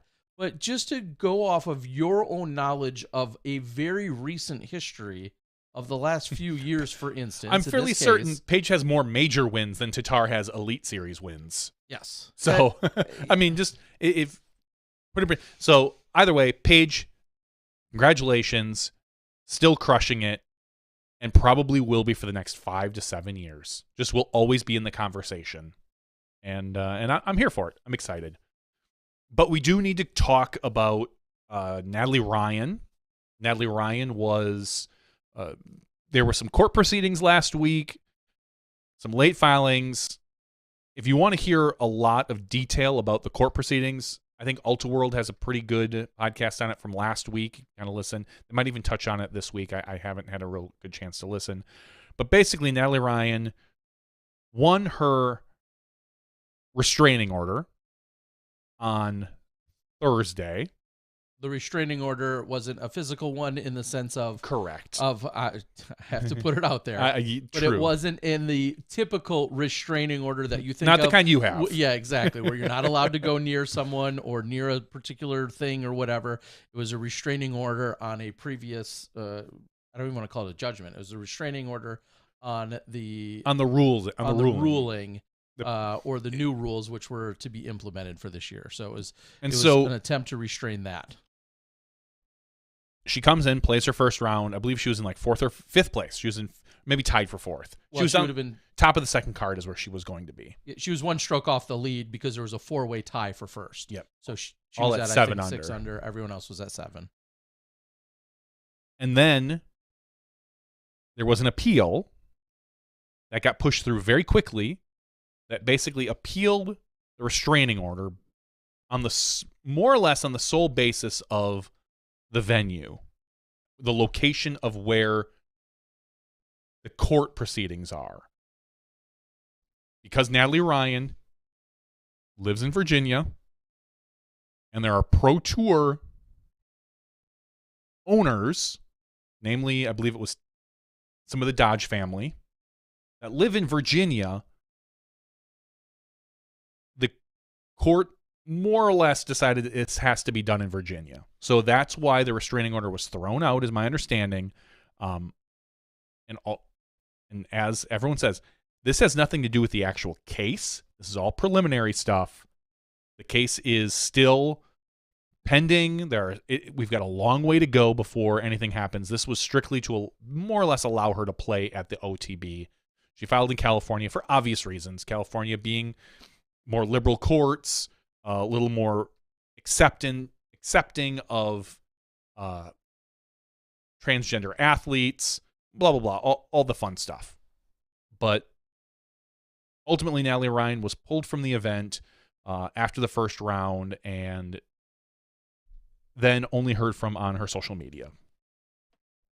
Correct. Yeah, and at that point, we did not see her compete during rounds 2 or 3. Obviously, she's made posts. Other people have made posts. And pretty much all I'm going to say about it is this is just going to continue in some capacity. Obviously, the courts will have to do what they have to do. I'm going to assume we we'll might see Natalie continue to play in A-tier events. I hope so. In which events where she has she's every eligible, right to. where she's eligible to play. She'll continue to play in those. And then where this will shake out with the courts, with the Disc Golf Pro Tour, with the PDGA, that's all to be determined. And that's about all there is to it. We don't know what's next. Just sit tight. We'll keep you up to date. I'm sure there will be, something that's next, but who knows? Who knows when? And I think that will be really interesting because there was such an emphasis put on, like you said, in California for the OTB Open with this event specifically.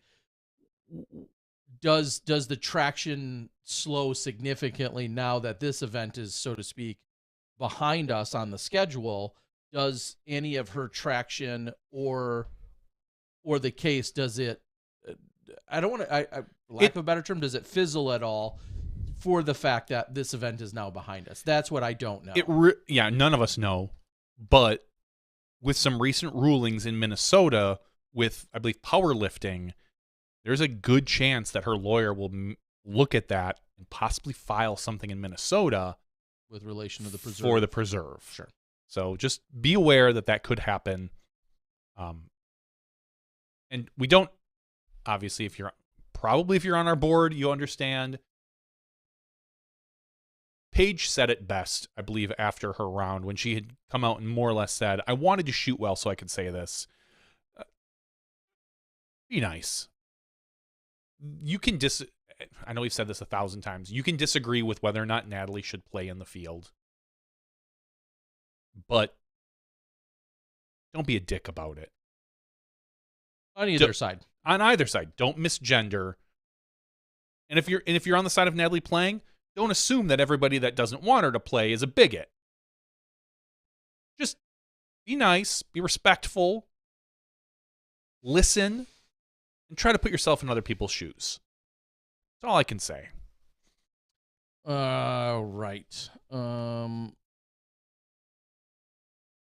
Yeah, I don't know if there's anything else that's my final thought is we're at a point of ad nauseum when it comes to the conversation, largely in that I can predict almost everything that's going to be said by everyone on any side, pro, con, for, against, whatever.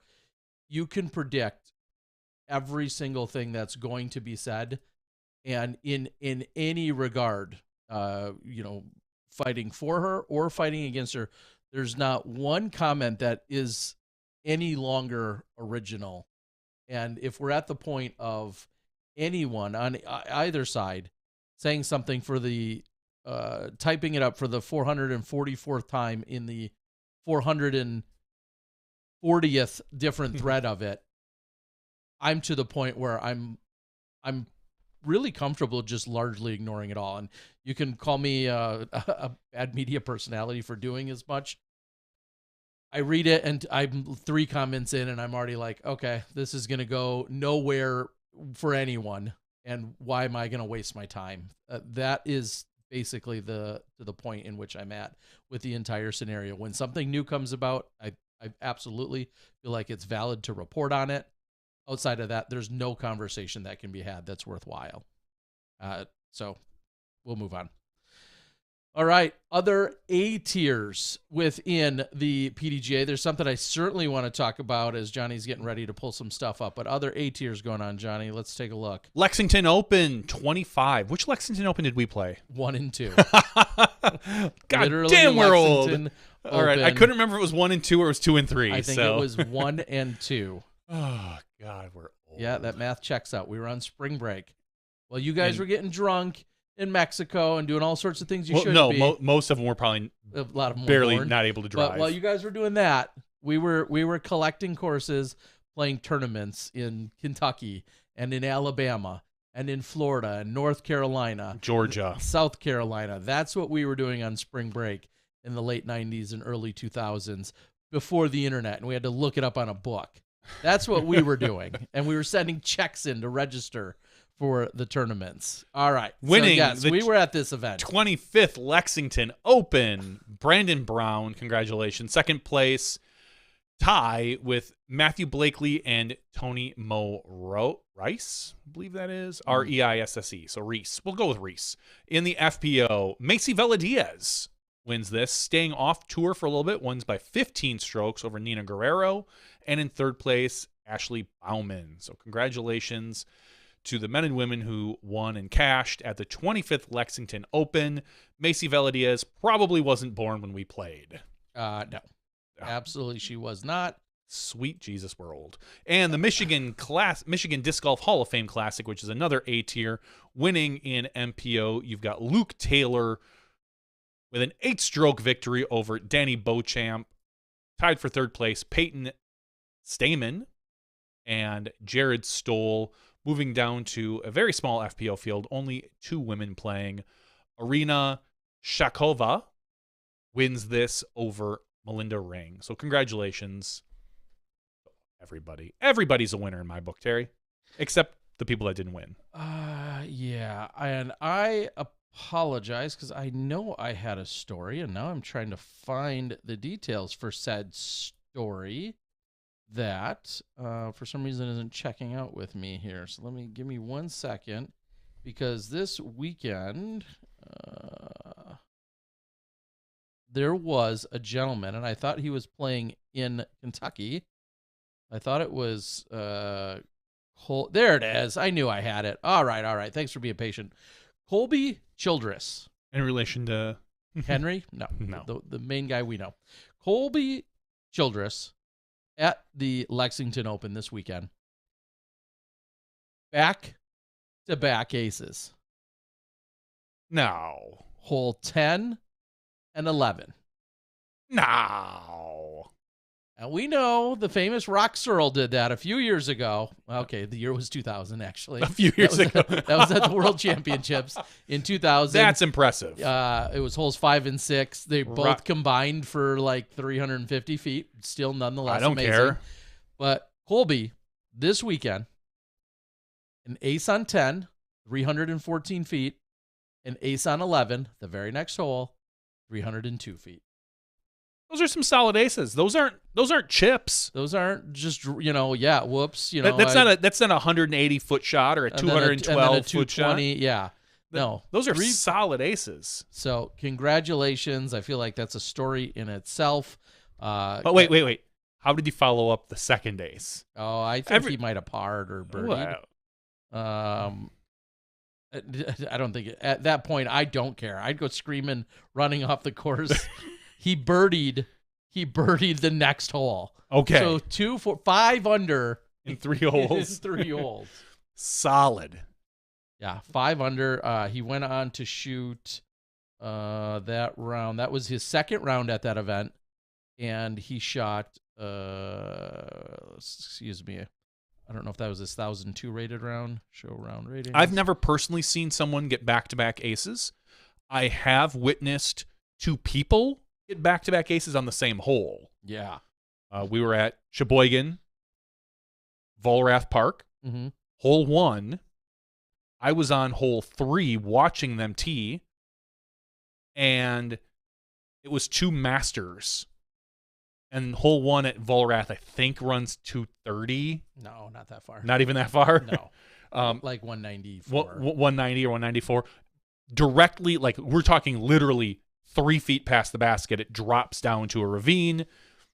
I watched two of the Masters, and I forget who their names are, get back-to-back aces. One guy throws, get an ace, woo! Which at Volrath, where every hole is basically under 250 feet, you constantly are hearing people chain out or hit aces around the course. But then to watch the guy right after him slam it in as well was pretty cool. That's as close as I can say I've seen anything like that. You and I, and then the one time at had league, back-to-back aces. Yeah, you and I at hole Like hole 9. What was that? 180. I don't even know if it's that far either. But yeah, hole 9, Valley View Park, and at here league in the Milwaukee area. Yes, you and I aced, and then you aced. Of course, I had the tee. I aced. Oh, geez. And then I kept the tee. That sucks. You aced. Getting an ace and not getting the tee. Suck it. Damn you, Miller. Yes, that was again, that was a league night here many years ago. So congratulations. It looks like 1,038 was the rating for his round there. He's a 994 rated player, so to have 1,038 rated round, awesome, because it wasn't like, hey, I got 2 aces, and then I ended up having like 6 other bogey strokes throughout the ride. Like, clearly quite a day for him. So I wanted to get a big shout out in there for him. Well deserved. Well deserved. And then almost, I think it was making its rounds today. Maybe you saw, excuse me, I don't think you saw it. I think it originated on the TikToks and has made its rounds today. Have you seen the video of the alligator? Yeah, I was going to save it for the after show. Okay. We can save it for the after show. All right. There is an incredible... I was hoping you hadn't seen it. No, largely viral video that I think will happen within disc golf and then some. We'll show that in the after show, but pretty incredible as well. Unfortunately, if I do the math, I don't think there was anyone filming Colby, and I don't know if there's any coverage of any card, let alone not the first card. So unfortunately, his memory will just be with him and his group. I don't know if he publicly posted or just sent it to me, but there was a really long write-up. Same disc or no? There was a long write-up, and I apologize. He may have sent it to me. Let me quickly check. But he may have actually sent me. I'm guessing he sent the story to every publication, but I think he might have privately sent it to me as well. Well, when you get stuff like that, you know where to send it. We're going to talk about it. Yeah, so pretty awesome for him to have such a moment to experience that. So I'll have to look and give you guys a little report later. Terry, let's wrap this up so we can get some Gator videos. Yeah, Gator done. All right, folks. I think that's pretty much everything that we have for you tonight. Congratulations to Paige Pierce, your champion as well over there at the OTB. Congratulations to the staff and the crew. It sounds like, by and large, everyone had a really good time out there. The event taking place in California is the one stop that we have in California. We'll have to see if that finds a way to grow and expand. When you think about, we have all of SoCal, all of NorCal, just such a disc golf rich and heavy state. that if we're going to have more tour events and something else we can talk about in the after show is a little bit of the Japan Open taking place that's right right. now. That's another Japan story. Open is going on. All right, guys. Big germs over there. Thanks for joining us. Thank you to Emerson Keith, a.k.a. Emmer Daddy. Congratulations yet again to him, all of his loyal supporters, fans, and followers. Everyone should be rejoicing in such a momentous occasion. So congratulations yet again to him. For Johnny V, I'm the Disc Golf Guy. That's been episode 455. We'll see you in the after show. You step inside the Smashbox. Thank you to our $2 and above patrons. Your name is listed below in the credits. If you are interested in being listed as a producer in the Smashbox TV credits and supporting this and other fine podcasts, please visit patreon.com/SmashboxTV.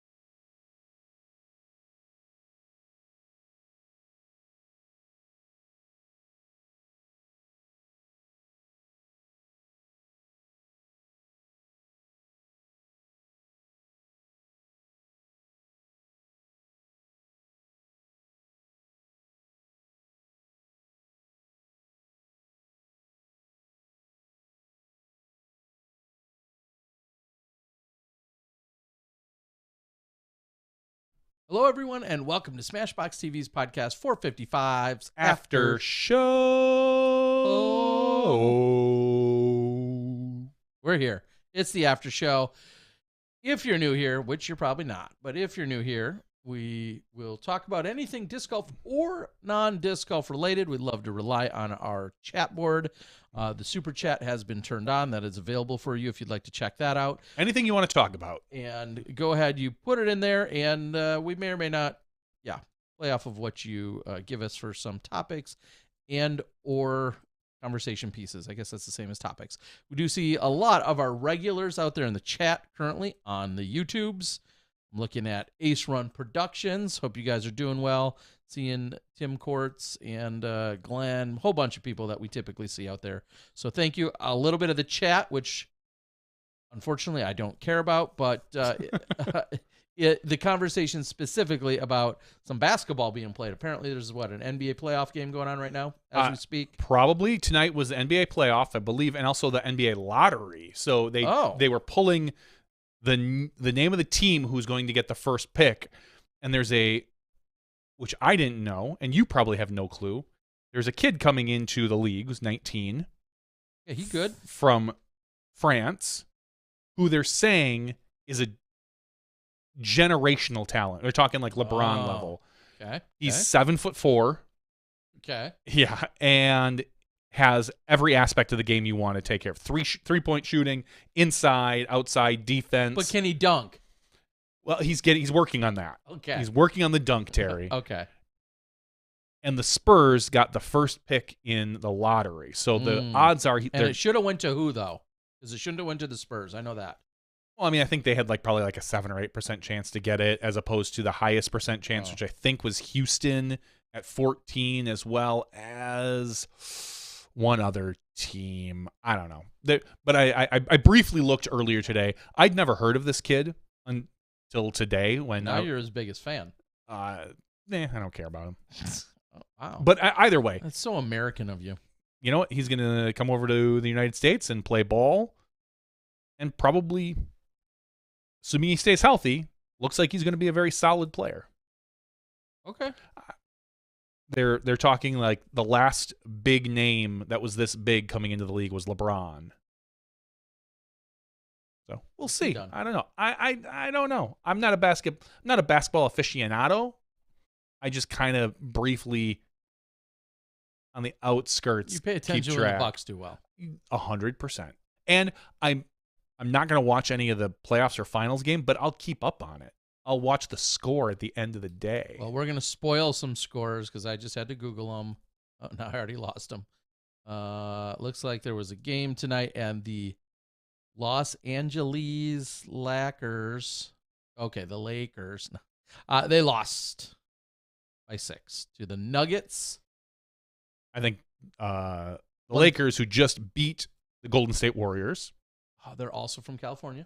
They are. Way to go, Tare. I think the Nuggets are going to crush the Lakers in general. Oh, okay. They're, from my personal, professional perspective. Let me write down these bets. Go on. That I've heard a lot of other people say, which is why I'm just going to mimic them, that the Nuggets are a much better team. Okay. I don't believe anything unless Mahmoud posts it. Or if Doug Bjerkes is wearing a jersey, then you know. I don't understand Doug Bjerkes' fandom. Because it's so spread out all over it. He's a Reds fan for baseball. Yep. He's a Vikings fan for football. Yep. He's got a Denver Nuggets jersey on tonight. Yeah, he's like, I don't get that guy, but you know what? More power to him. Stick with a state, Doug. Stick with one state. Well, he's lived in some different areas. I know. I love Doug. Either way. Great. Now he's in Georgia. He's going to be some sort of, Atlanta fan. Go Dogs or something. Maybe pick a college team. Yeah. I don't know. Some Dogs or something. I don't know. Either way, yes. And, of course, we do love Doug. So I just know that I saw him wearing a jersey tonight. All right, Johnny. So you have queued up. I've queued up the greatest video that I've seen in quite a while. All right. So, yes, the caption that went along with it was talking about something about West Palm Springs, I believe, or West Palm Beach or something like that, or Palm Springs, Florida, somewhere around there. And we're going to play for it now. Oops. Yep, that's the right one. So for our audio viewers, please go out and look. There is a gator. There's a disc in front of a gator, and the gator's protecting this disc. So they get a disc retriever and pull the disc out up onto the land, but the gator wants the disc, so he's following. Well, what happens is the gator then decides instead to grab the guy's bag, which has his phone in it, and pulls it back into the water. His buddies are laughing so hard. I watched this 2 or 3 times. I was almost in tears. I don't know if you guys can hear the video that's playing. I don't think you can. It's kind of got some ominous audio. And so now he's trying to use the disc retriever to get the bag back. Unfortunately, we're left not knowing if he retrieved the bag. Yeah, it was. I kept seeing the original freeze frame of the gator with the thumbnail. disc? No, I didn't even see the gator necessarily. I just saw the thumbnail, so to speak, all over everybody's Facebook today, and I was like, "What? Huh?" And then I'd click on it. I heard a little bit of the music, and I didn't. And then finally, after seeing it for the 500th time in my Facebook feed, I was like, "Okay, I'm going to click on whatever this is." And then it was obviously made very clear. How great. Like you just want one disc back. And I get it that some people are like, dude, you should have just left the disc. But you don't know what the future is going to hold when you pull that disc out and then the gator would chase the disc. It clearly became protective, or it wanted it for some reason. Yeah. Who knows what goes on in the mind of an animal. But he chased the bag, and then he realized, I'm not getting that disc. I'm going to take your whole bag. Yeah, it's so the randomness of that. Yeah. Of the fact that he pulled the disc out towards the bag, not realizing that the gator was going to follow it and then snag the bag with his phone in it. So I'll say I ain't going to mess with the gator regardless of the size of it. Like when we were in Florida during our spring break, there were a few discs that were just a foot or two off in clear water. And I wouldn't even reach my hand in to get it. I would grab a stick and try to scoop it forward. I don't think I lost any, thankfully. And if I did put one in the middle, I know I wouldn't have got it. If that's your bag, Terry, with your phone in it, are you even remotely thinking about going in to get that bag? like your personal self into the water. With a gator right where it was, no. I mean, that would be And it wasn't that big of a gator. I'll give him that. No, Like, I don't give a shit. I know, me neither. Me neither. unless the gator is literally sub 6 inches. Because even a foot long gator, I feel like, is poking some holes in you, and maybe a 6-inch one is too. But a foot long gator, I wouldn't be as scared of a foot long gator, but not that I want to mess with one. Don't get me wrong, Terry. I ain't that way. Yeah, just crazy that it drags the bag out there, and then I'm guessing they were able to retrieve the bag ultimately. I hope with so. With the phone and the discs in it. Yeah, which may or may not have been too late at that point. Which is funny because while digging around in storage, which is another funny topic, while digging around in storage here in the last few days, I found my disc retrievers, affectionately known as the disc gators. Disc gators, yeah. And I do have some of those in stock, and they are still some of the best retrieval devices that I've ever seen when it comes to disc. Now would be a hot time to put some up for sale. Now I think I should put a couple of them out there. They were a great product that, for whatever reason, actually I haven't followed up on them in the last few years. We don't see them too much. It's a whole nother story. Yes, I did find some disc retrievers today, which no, may or may not have, just by the nature in which a disc gator retriever works, you kind of, it's got a little jaw on it. You basically set it, you stab at the disc, it snaps it, and then you could have pulled it back, where they kind of had to drag it a little bit slower. Mm-hmm. Would they have pulled it back? I don't think it would have mattered. I don't think it would have mattered. If they would have gotten their hand on the stick. Yeah, anyway, I don't know. Nonetheless, what a crazy. The only difference that the disc gator would have done is you could have lifted it straight up as opposed to trailing it where the gator was going to follow it. But either way. Yeah, it was a wild, and I'm sure by whenever you're listening to this, you've now hopefully gone out and seen it. Are those pre-flight number ones? They're OOP gator retrievers that you're going to mark up? I can't imagine. I mean, and just think, clearly we're in this day and age. Just think if that would have happened and it wouldn't have been filmed. It would have been like, right. It would have been so hard to believe that story. Mm-hmm. Oh, the gator actually ran after the disc, and then it decided it wanted my whole bag, and it dragged the bag. Like, you wouldn't even believe it. No, I wouldn't. I mean, I guess I would. Unless that gator is CGI, and this is all fake video. I'm not going to bet that. AI did it. AI did it. No? Yeah. Not yet. In a few years. Oh, in a few years, you could just probably write a little script, and you could throw it into a video. So, nonetheless, hope everyone's safe. Hope everyone remains safe. I don't want the headline tomorrow to be like we've seen in the past. We've literally seen that. Man died after gator attack trying to retrieve disc golf discs. That happened a few years ago. At least once that's been reported in the news. So hopefully everything turns out just fine. All right. I hope they got everything back that they lost. Glenn says, how much and how long are they? Here's the kicker. I'll quickly try to describe. Like the disc gator, the brilliance was in the actual device, just the end of the device, which was the most unique part of it. And like I said, you more or less set it like a spring. And then it's like a mousetrap. Yeah, kind of. And then when you got near the edge of a disc, you would essentially kind of stab at it. And then the edge of the disc would then set the trap, and then it would bite down on it. And it's all plastic, so it wasn't putting a hole through your disc or anything, or killing a mouse. It would set, you would set, and it would clamp down on it.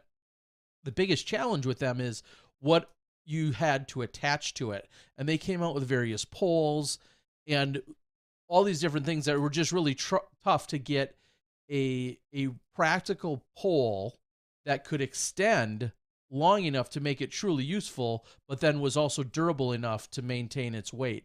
And so that's where you saw, like in that video, the disc retrievers that are very popular are basically a string with some version of a triangle or hook or rake on it. Super easy to carry and are truly technically what feels like almost limitless in terms of how far you could possibly throw it out. The disc gator was a much bigger challenge because it was always limited by the pole size and then keeping that pole. The cool thing is, though, that they made with this, And yes, I am an authorized distributor of these from many years ago. The cool thing that they made, though, the disc gator, the thread that goes into the main It's head probably of a it, standard size it's a for completely like standard thread. for So if you want to paint go out and get sticks a or- paint stick or a broom handle, all of those types of things actually work for it. I think if you go to my YouTube page, here's a good plug from 10 years ago. If you go to my YouTube page and type in disc gator, I bet you will, and I seriously don't know this for a fact, but I'm pretty sure if you go out there, you will find me doing a little video or a commercial of sorts with the OG gator, double G. So, out of Florida. I do want to give a shout out if you do want to look at that video. Oh, there it is, 213 from 2014. Go on. I'm looking right now, and it looks like the credit was at HEC561 on TikTok. At HEC561 on TikTok. I don't want to be accused of stealing people's views here, even though we did show it, and we stole some views probably. But if you want to go out and watch it with the audio, because I don't think we had the audio here, the audio is worth it as well with the music and his buddies razzing him. There is one or two little swear words in there, so if you're offended by that, then you've already been offended by what Terry and I have said. Yeah. And the Disc Golf Guy Vlog 213. Garrett Gerthy and DG Guy introduce you to the Disc Gator. 213? 213. So Vlog that was 213. That was from 2014. Yeah, from 2014. God, I'm getting old. See, you can't even argue with that. I'm not. Wait. Yes, you are. you are getting old. It's been a while. And speaking of getting old, today's a good friend of ours' birthday. Steve Held, celebrating, I believe, 46, maybe 40, at least 47, maybe. No, 46. 46 today. So happy birthday, Steve. I will see you this weekend when we travel up north to the Zobel Open, where him and I will play, and I will again get my hinder kicked by the MP40 division. Steve, old school, but PDGA 7257. I'm gonna get my butt kicked with a new bag. Yeah, I saw. What is happening that I walk in and glance over as I enter your house, and you have a brand new bag. I purchased a brand new bag. Now, I don't know if I want to say the manufacturer's name. I mean, that's I don't free, think you should if you're not sponsored. It's free advertising. Yeah. I bought a Squatch bag. Why did you buy a new bag? So, that's my question. Real quick history. I had one of the original Zucca carts. The original from when Joe Robinson here in Wisconsin took an old or a new Zucca cart, converted it to a disc golf cart. Before Zucca was in the disc golf industry, this guy went. The reason why Zucca is in the disc golf industry is because of Joe Robinson here, who then went on to do Ridge Roller. And Joe wanted his Ridge Roller back because it was such an early model. He wanted it for posterity's sake. He's like, hey, this was one of the first ones I made. You bought it. Could I have it? Could I buy it back from you? So he bought it back from me. So then without a cart. For double the price, you a-hole. For double the price. And then we did this, the podcast, the broadcasts, where we were only playing 2 to 3 events a year, if that. So I was using, for the longest time, the old school backpack straps with, I think, not a Revolution, Quad Shock. The Quad Shock bags, but Quad Shock straps with a different bag. I forget the name of the bag. It wasn't Revolution, but maybe it was Revolution bag. Yeah, it was. And then I was sent a bag very kindly sent a bag from another company. And I played with that bag this weekend. I'm not going to mention the bag because I didn't love the bag. Like, it looks great. It feels good on my back. Mm-hmm. The downside of the bag that I don't really hold love. Any line you put it on? Feels good in the hand. Uh-huh. It's when I was putting discs, I had noticed this before, but this past 2 weekends ago when I played an event, it was a little rainy, so then I had to carry an umbrella, and the bag didn't have a good spot for an umbrella. when I had discs in the top disc slot, when I went to pull other discs out, like it was really difficult to kind of get them out. When I set the bag on the ground, it would tip over a lot. Like it just wasn't balanced well.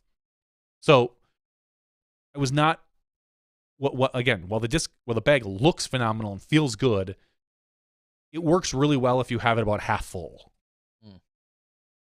And I had a few more discs I wanted to put in it. So I was looking out for bags because I didn't want to use this bag this upcoming weekend at Zobel, even though I could have. And I was like, what bag do I get? I know there's a couple good ones. There's a lot of good bags out there. There's like the Pound and the Squatch, and I think Prodigy. There's Grip. Those are kind of the 3 or 4 I was looking at. And then I thought, you know what? I like Calvin. Heimberg? It's all right. Yeah. Okay. But I don't want to support him. And I really like the look of the bag. So I went online. I was just going to buy a regular Squatch Legend 3.0 bag, whatever that is. I don't know. But they're all out. You can't get them. Oh. The only bag that they had available was the Calvin Heimberg bag in the style that I wanted. So I was forced Ouch. to support Calvin Heimberg. Okay. So I bought the Calvin Heimberg model of the Squatch Legend 3.0. The Squatch, if you're out there. In that color. It's just a brown. Like a brownish burnt orange. Yeah. I'm fine with it. But, so here's what I've decided I want to do. Because I do still want a cart. At some point, probably not soon, maybe by next year, Zuka sells their XL cart, which is an empty cart with no bag inside of it, but you can put your own bag in. I think I'm going to keep my Squatch bag with the big side pockets and everything as like a regular bag. But I will the bag that I didn't love because of the disc slots in the top, pulling the discs out, I will maybe use that as an insert for the Zuka cart because I can't put the discs in the top anyway for the putters. And then it's going to work great. And I love the way it looks. I love the look of the bag. So I think that's the method I'm going to take. But I'm in no hurry to get a cart as much as I would love to have one because I'm old now. I don't need to spend another $250 on something when I only have literally one more event this year, and it's this weekend. And then I'm going to just probably hopefully play some leagues and just for fun. But yeah, so I have a Squatch bag. And I'll say the Squatch bags, I tested it. I put discs in the top slot where the putters go. I was able to easily pull discs in and out of it without a problem, without having to literally turn them and bend them to get them out. And it feels good. It feels good in my back. Yeah. It feels good in the hand. It holds any line I throw the bag on. I bet it does. I just want to throw it out there now. I don't want to see you're in the bag. Terry? I'm just going on record and making sure you know Hold on. where I stand on this. I don't want to see We're going to do it right now, alive, in the bag. I'm out. Sorry. I'm going to go. You're stuck here. Play in construction, traffic construction out there, which is plenty around here. Not only are we doing it in the bag, I'm going to tell you a story about each disc. There you go. A hole. I'm going to explain a hole. Like this Star Leopard. Yep. Hole 15 at. All right, that's enough. Oh, okay. So, yes. all right. So yeah, so I am now. So I don't want to say a happy owner of a Squatch bag because I haven't used it on the course yet. So the jury is out. The jury is still out on it, but it felt good when I put all the discs in. I threw it on my back. I kind of walked around. My daughter literally asked me, like, "Dad, why do you have a new bag?" And you're like, I couldn't explain it to her. Because you need to look good shooting 9-10 golf. Yeah, I do need to. That's what you tell It her. has nothing to do with Dear, the look. I'm going to do this in style. It has nothing to do with the look. Trust me. All right. We'll watch. I look stupid enough without a bag. Is everyone, just with this new addition to your lineup, should people be adding you or subtracting you from their fantasy lineup here in Wisconsin? Oh, God. adding me, definitely. Is there a Wisconsin Tour fantasy league? Or there is not, but there could be. You could make What? you could make a custom league. Someone could set one up and add all the events for Wisconsin Tour. Set a specific rating for that you play with. Nobody in Wisconsin has one running. And nobody, That's not honestly that I shocking. know of. Nobody has set one up for the Wisconsin Tour. I honestly thought about it. Yeah, just the fact that we have so many events that are on the Wisconsin Tour, of which I just ran one, and this upcoming weekend is one. So yeah, I'm kind of surprised. The that no Zobel Open. It's it's a nice course. a great course. I really love it.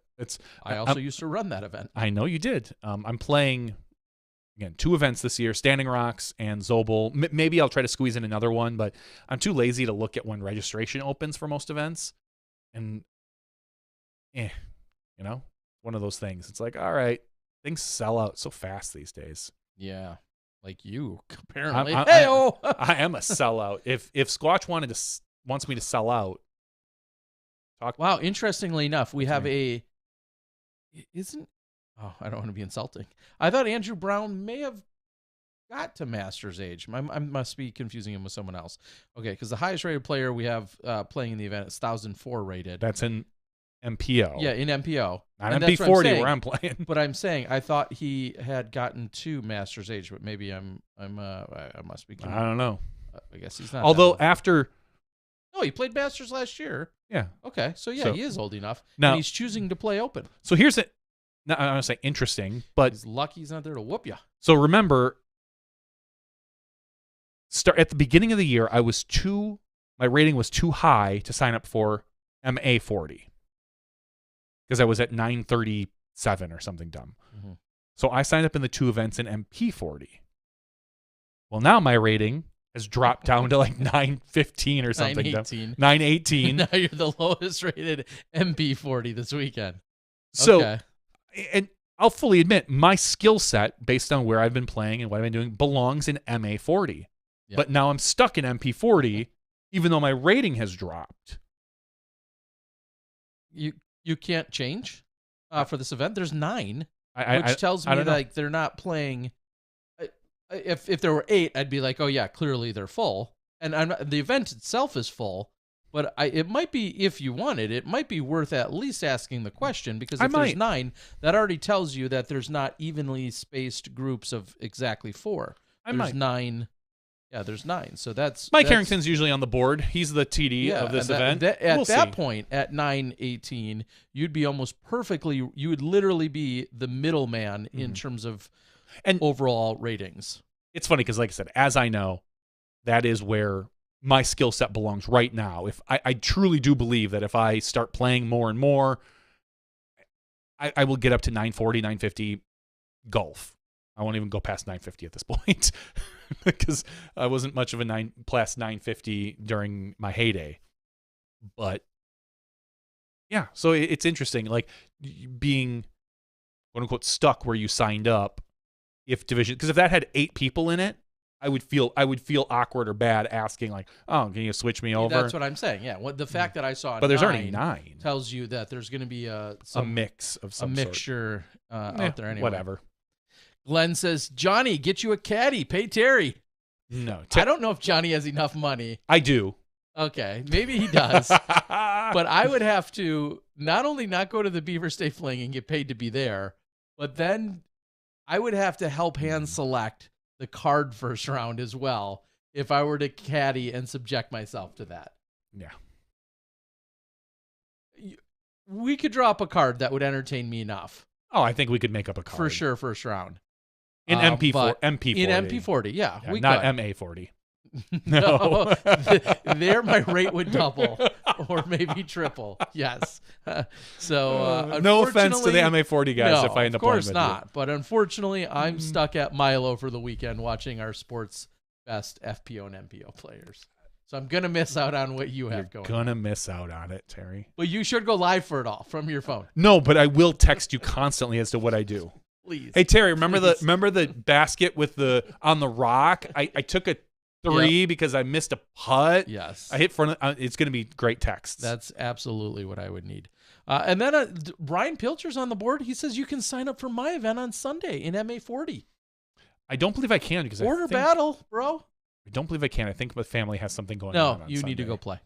All right. I don't even know where that Terry, event is. Sorry, Ryan. It's Silver Fox and the new, not the new anymore, Round Lake course, whatever. Oh, okay. Yeah, it's those two courses. So Silver. That's a walk in the park. Yeah, totally. It's Saturday night, so I'm going to get back from Zobel. Saturday night, we have a birthday party we're going to. A gentleman that we know is turning 40, and we're going out to drink and eat and party with the guy who's, a bunch of friends. So I don't know what type of condition I'll be in on Sunday. We'll see. But I don't know. I'm not signing up. You could have back-to-back wins with your new bag, and then at that point, they would have to sponsor you. They'd probably be forced to. I think they're legally obligated to. Yeah. If Johnny puts on a brand new bag and then wins back-to-back events. I'll file a restraining order on them not sponsoring me. Yeah. So they have to. I agree. All right. So that's what's going on. Yes, and real quick for the far less exciting action I have this weekend without a new bag, I will be heading out to Portland, flying in on Thursday evening. I will be then covering, it's going to be unique. I guess different / unique in that this weekend is a silver event. As Mo said, it's silver in name only. Yeah, and it's going to feel very much, in a lot of ways, very much like a regular Elite Series event. We're playing Milo McIver. We talked about it briefly last week. Thank you, Mark Hill, who I think sent me the map. I'm going to do a little more investigating. Either way, I'll get it figured out. But we're going to play what I think they're calling is a Milo Gold layout. And it will be then, so I'll get there Thursday night. Friday, FPO in the morning, MPO in the afternoon, rinse and repeat for 3 straight days. Then I'm actually going to try and catch a red eye on Sunday night to get out of town, which will be, I'm not worried about the timing of it. I'm actually hoping that it's going to be as advantageous as if I think you're going to miss your flight. No, it's at like 12:15 at night. There's no way I could miss my flight. I'm not worried about the timing. Oh, mark the tape right there. There's no way I can miss my flight. And next week, not due to timing. Next week you'll be like, my car broke down. I went out for a drink. Yeah, I guess. But in theory, there should be no way I would miss a flight. No, you should be. I'm fine. far more likely to miss a 5:30 a.m. flight than I would be to miss a midnight flight. Let's be real. Like just my lifestyle. So I know, Terry. Excited to go try that out. So I'll be out there this weekend. I don't know if I'm going to see some of you out there, but I'm hoping I will. So the plan for me for exciting, of course. We won't have Tournament Central, and we don't have a press conference for it's a silver event. Events. So I don't want to say my workload is slightly lightened only in that sense. But Ian and Philo are on the mic for the MPO. This might be the first silver event they've done. Ian and Zoe are on the mic for FPO, and I'll be out on the course. I like it when you're out on the course. I'll say this weekend, as much as I love you and Doss, I was missing a third person. I think I would like to hear a third person in there. Really? It didn't necessarily have to be Sexton. Just another person. I feel when there's a third person, there's surprisingly less talk. Sure. Because I think everybody's expecting other people to talk, and I think it controls the conversation a little bit more. But I mean, I thought you guys did a fine job. Yeah, whatever. Jerk face. If I can. I mean, basically, I'm firing you. Yeah. Again. All right. Let me see if I can read anything else. Well, Johnny is getting our Patreon giveaway taken care of. Ray says, does anyone here think they could beat me at table tennis? I have a Stiga paddle. I'm kind of a big deal. No. I guess it sounds silly if you have your own brand name paddle. I'm just going to trust you. It's the same thing that we always used to say going to the bar. Anyone? The guy that brings his own pool cue to the bar. Yep. You're not beating him. Yeah, you gotta stay away from him. Stay away from that guy. Good call. Especially on a night that's not pool league night.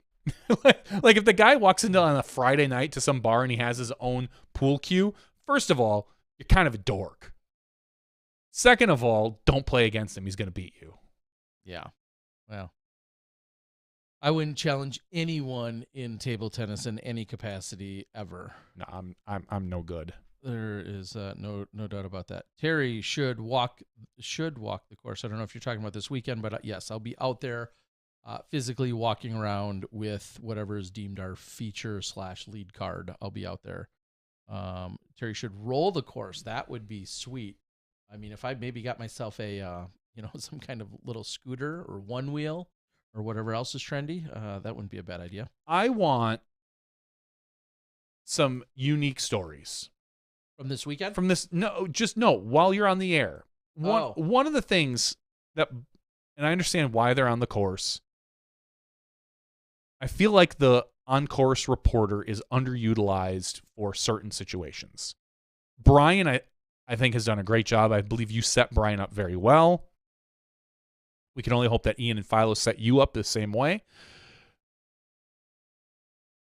But, man, do I get sick of be like, Brian, what's the wind like?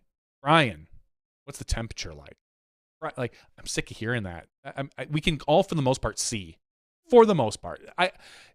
There are instances where I believe that maybe wind can affect. What I love is when you get out there and Brian, I think, does a pretty good job of this too, get a good story from a player and then obviously feed it to the control room, have them call on you so you can tell that good story. Oh, hey, did you know Eagle's middle name is Fling or something weird like that, and get those type of stories. I want to hear more of that or interesting things you see on the course as opposed to just, hey, is that in bounds? Yeah. And then we hear, oh, no, never mind. We can see that it's in bounds. Never mind. I don't want to hear that. Yeah, it's a fine line. One of the biggest, I'll say this, one of the biggest challenges is, and this involves a little bit of dancing and coordination as well. Can I see you dance? You might. I was thinking that was at OTB a couple years ago where I was dancing around as Paige threw a huge crush on 11, which was an 11 at the time. But anyway, the biggest challenge with that, and this is a little behind the curtain for everyone else, in theory, the on-course reporter is largely to obviously tell you guys if something is in bounds or what kind of lie someone has. That's a significant reason that they've been utilized. I don't mind that as much. You tell me about the situation of the lie if I can't tell. And I think Beaver State Fling is a good example of where there are spots where the camera might not necessarily get. Sure. So, but to your point about getting more insightful background information, updates, things of that nature, the biggest challenge with that, I don't want to hear excuses. is the fact that sounds like an excuse coming. In order to get all of that, you need to hang out near the players. I literally see that some of the other people doing it. I know. I'm telling you, that's where it involves coordination, where Brian has to message me, and Brian says on a private message outside of the live broadcast that says, hey, I'm going to hang out at the tee for a few holes, or I'm going to hang out here, because it's then a matter of when I can realistically call on Brian. If Emerson Keith drives, and the very next person to drive is Aaron Gossage, in the middle of that, I can't say, "Hey Brian, did Emerson actually clip that tree or not?" I can't ask that because I see with my own two eyes that the next person, Aaron Gossage, is about to tee off. Whereas if he's down the fairway, he can answer that question. So my whole point is, it just involves another level of coordination and communication, which is sometimes just easier said than done. It's not an excuse. I'm just, again, explaining to people why that's not. If it was up to me, I'd walk the entire round with the right car next to the group. I know you would. I'm going to clearly pick up so much more. That's exactly why I enjoy being the throw cam when I do post-production coverage, is because you pick up things, whether you're asking or you're just simply observing, you pick up so much more when you're at the throw cam, because that's where the group is obviously focused. So, however, by design, our on-course reporter is usually out 2/3 or 3/4 of the way down the fairway, being utilized for a totally different context. It's a matter of being I in just two places at the same time. sometimes. You, That's you, the you challenge. just need to get a good story before the round. Well, sure. I mean, I'll give you all sorts of stories. That's what I want. I've got all sorts of stories. That's what I want, appropriate Terry. or otherwise. I don't care if they're appropriate. In fact, the less appropriate they are, the better for me. I want to see the control room squirm. Like, you guys will not believe what happened last night. And they're like riding mute. Like, shut up. No. So I just wanted to explain. I understand what you're asking for, and I love the idea of being able to provide more insightful details and happenings. It's just a fine balance of where you are and what you can gain. And that's why I don't, we of course don't usually ask things like, oh, well, what did Paige just say to Kristen right there? Like, Brian shouldn't probably know, because he's probably 300 feet away, depending on the scenario. So I get all of that. those are some of the things that is going on out there, just to let everyone know. Ray says, so on the course, you aren't listening to the live commentary at the same time. I am, I've said this, which makes it a little tougher because I'm also deaf in one ear. So in my left ear, God, I have such a whiner. I know, such a needy pitch. Why did they hire handicapped people? I don't understand, Terry. I have Ian and Philo in my ear for the entire broadcast. Now, when we first started this, it was like, hey, we might call on you on holes 3 or 4. And then the rest of the time, you don't have to worry about it. We now are, from the start of the round to the end of the round, usually not on hole 1. So from basically hole 2 through 18, I could get called on at any given moment. And so even if I am at the tee, not that it's easy to listen to multiple conversations ever, but even if I am at the tee and trying to listen in, so to speak, to things that are being said or get information, even if I'm there, I'm also trying to double check that Ian and Philo aren't actively calling out to me about anything. So again, these aren't excuses. I'm just pulling the curtain behind to tell you guys kind of what Brian Earhart, what Zoe, what myself, those are the types of things that Nate Perkins, those are all the types of things that are going on. 3 or 4 people that aren't handicapped like you. Way to go. I do my best. So we shall see. But yes, I am listening at every moment, just in case, and actively, but also just in case that Ian, throws some question out to me. And then, I've said this 100 times, so say it 101. When then crowds and people in gallery want to engage and have a conversation, it's just that much tougher, because somebody will come up, yeah, blah, blah, blah, and they're going on, or they're asking, you sit on Smashbox, you have 3 of these comments, did you bring any along? And like, I cannot say enough how I'm never clearly trying to be rude to anyone, but sometimes people will then want to try and then carry on a conversation, and the whole time I'm trying to listen to Ian and Philo, not only to see if they throw out to me, but I want to be able to comprehend and actively participate and engage and listen to what they're saying. And that can also be very, very challenging. So if you see Terry on the course, ask him about his... tap me on the shoulder and then start trying to have a conversation. Ask him about different discs he has in storage. So those are all the things that we all concern ourselves with on any given weekend. Carney Schill asks, how do the replays get made so fast at the end? It's amazing. That's Gary to the O, by the way. He, as the round goes on, he creates highlight packages. So if Paige has a phenomenal drive, he clips it, puts it into a list. And so usually we can kind of pull, Mo will sometimes ask maybe in the middle of the round, hey, can you give me the last 3 shots of, the last 3 big putts that Paige has. So Gary just kind of has to go through and grab the 3 putts that he has organized, pull them into a different list and do that. At the end of the round, usually we know going into the final hole probably who has a chance to win, if not who's winning.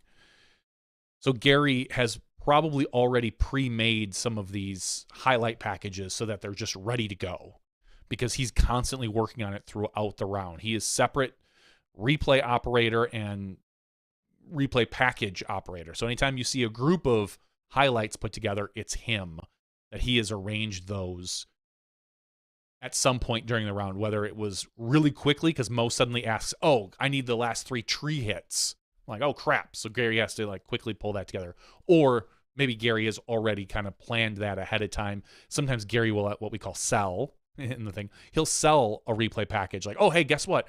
I have the last 3 skip shots off the water from Paige Pierce on this round. And Mo's like, that's a great idea. Let's play that on the next hole where there's a water carry or something dumb. You know, that's kind of how the sausage is made. Ultimately, it's Gary. Gary is phenomenal. Yeah. I think that's like 2 or 3 weeks in a row now I've mentioned Gary, and that's almost enough. Yeah, all right. I think I'm over him as well. Gary, one of the OGs to be part of our Smashbox crew from way back in the day. All right. Do you think branded disc storage shelves have a market? MVP is pushing their fancy disc shelves that are hundreds of dollars. Yeah, I think it's MVP. There's commercials this past weekend for MVP Storage Solutions that has 4 or 5 shelves. Something like that. It's about what it looks like. It's made of metal. It looks like very solid construction. I'm assuming you have to assemble it when you get it in, and it fits a couple hundred discs. It looks like maybe 120, maybe 150. Yeah, that's a good question. Oh, 240 it says up at the top. 240 plus. Wow. So very solid, very well-made organization for a couple $100.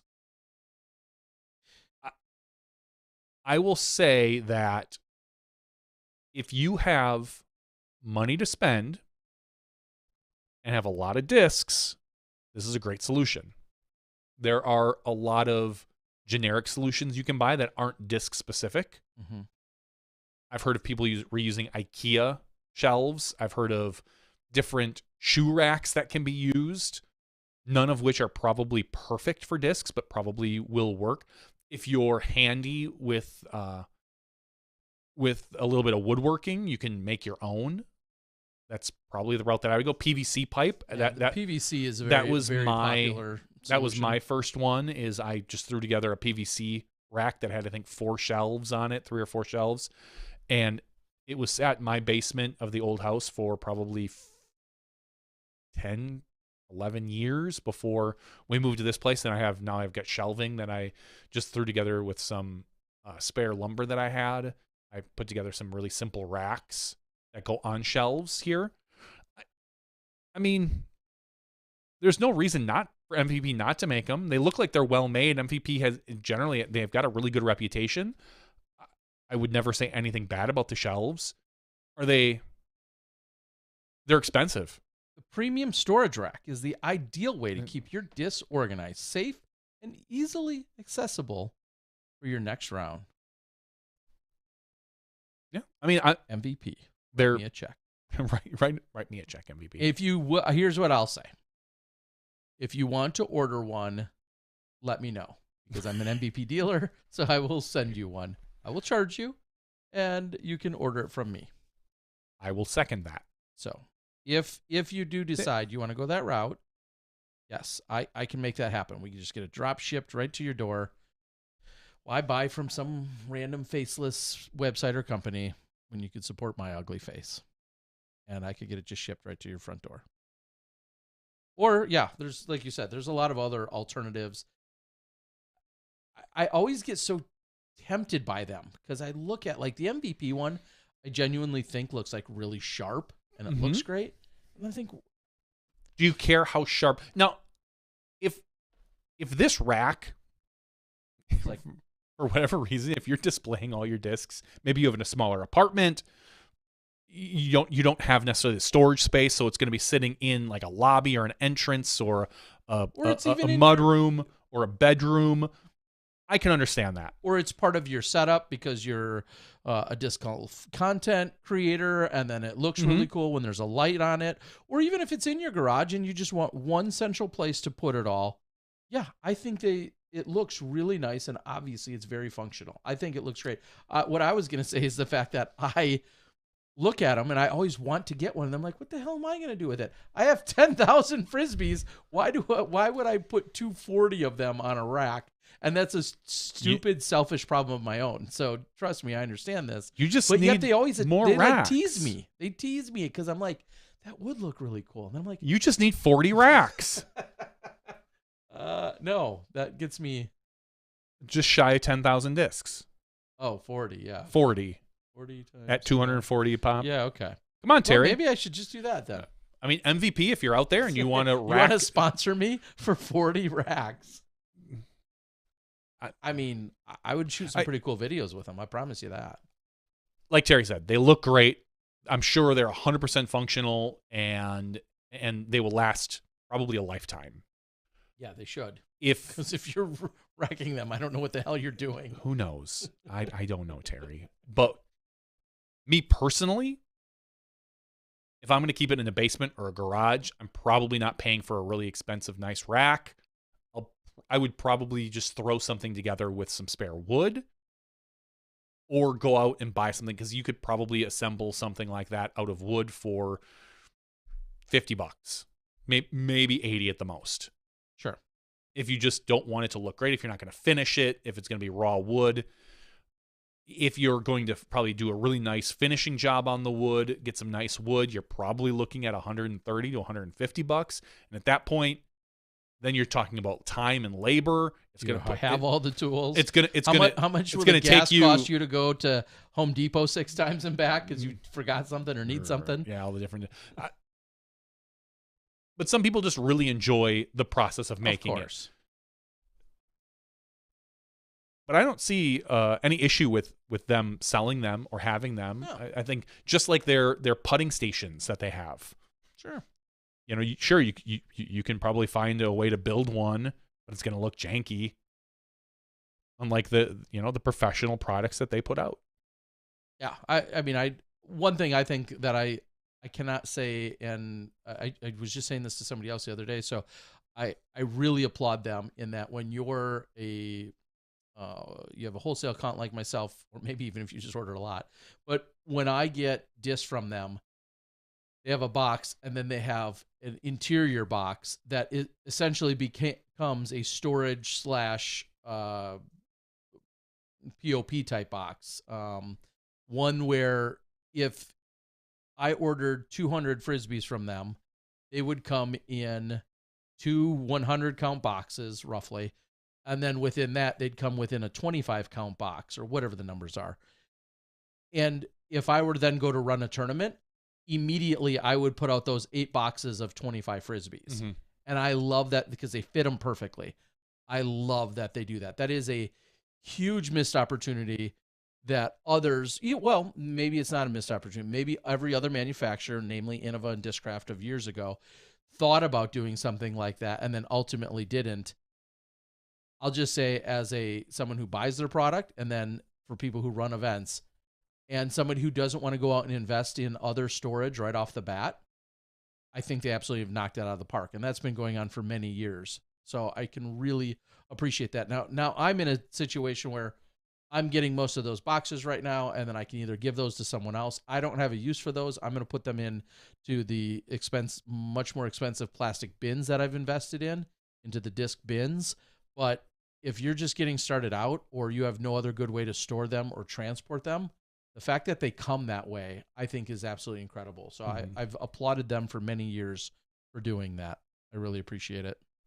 So, like Ray says, Zucca carts are cool and expensive, but there are some janky DIY solutions you can figure out as well. There are. Agreed. I had one. I think my first cart was a super janky old golf cart that I converted with I think it had a toolbox or something that I found that worked out for me. And I used that for like a year before I ended up getting one of the very, very early Zucca carts. As a business person, never underestimate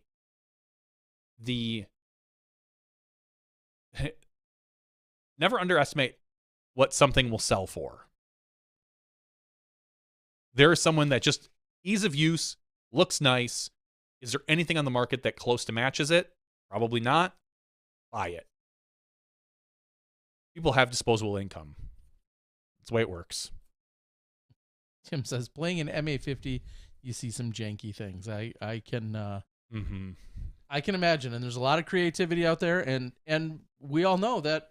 Well, just like we said with Joe Robinson, it was him taking a Zuka cart and completely modifying it to fit disc golf discs into it, and then 1,000 iterations later, we have what we have now. But it was all about taking something and fitting it to our needs of a disc golfer, and then creating the modifications. And then he went on to create an entirely different style of cart that he continues to offer to everybody, in the Ridge Roller. It all started with that idea somewhere. I can absolutely appreciate the ingenuity along with the and creativity, and along with the entrepreneurship that goes along with it. I fully support and can understand all of that. And then there's a matter of sometimes just looking at, like, we all know that you could cut the hole out of, or you could cut the bottom out of a laundry basket and tack that up on the side of the barn, and it works as a basketball hoop. Or you could go out and buy a portable basketball hoop. You do with, make good with the tools that you have and or the resources. I remember the early carts were coolers that people just stuck wheels on. Like, you just walk up and some dude would have a cooler on a stick with some wheels, and you're like, what is that? And you open up and there's all these discs. You're like, oh, wow. I guess those were some of the first carts that I remember seeing. 100%. And it's funny because I can picture them still in my head, and I can think about it. And there was, you went out and got a particular cooler, like a particular, obviously, model of cooler. And that even then, that's when they were starting to figure out which wheels worked best, which ones didn't. How did these things transport? Does it have a removable handle? I mean, those were all part of the earliest filing, not cabinets. What's the word I'm looking for? Like a filing case, that you'd file, papers in. Those also, some of the more durable, heavy duty filing. That was my first cart.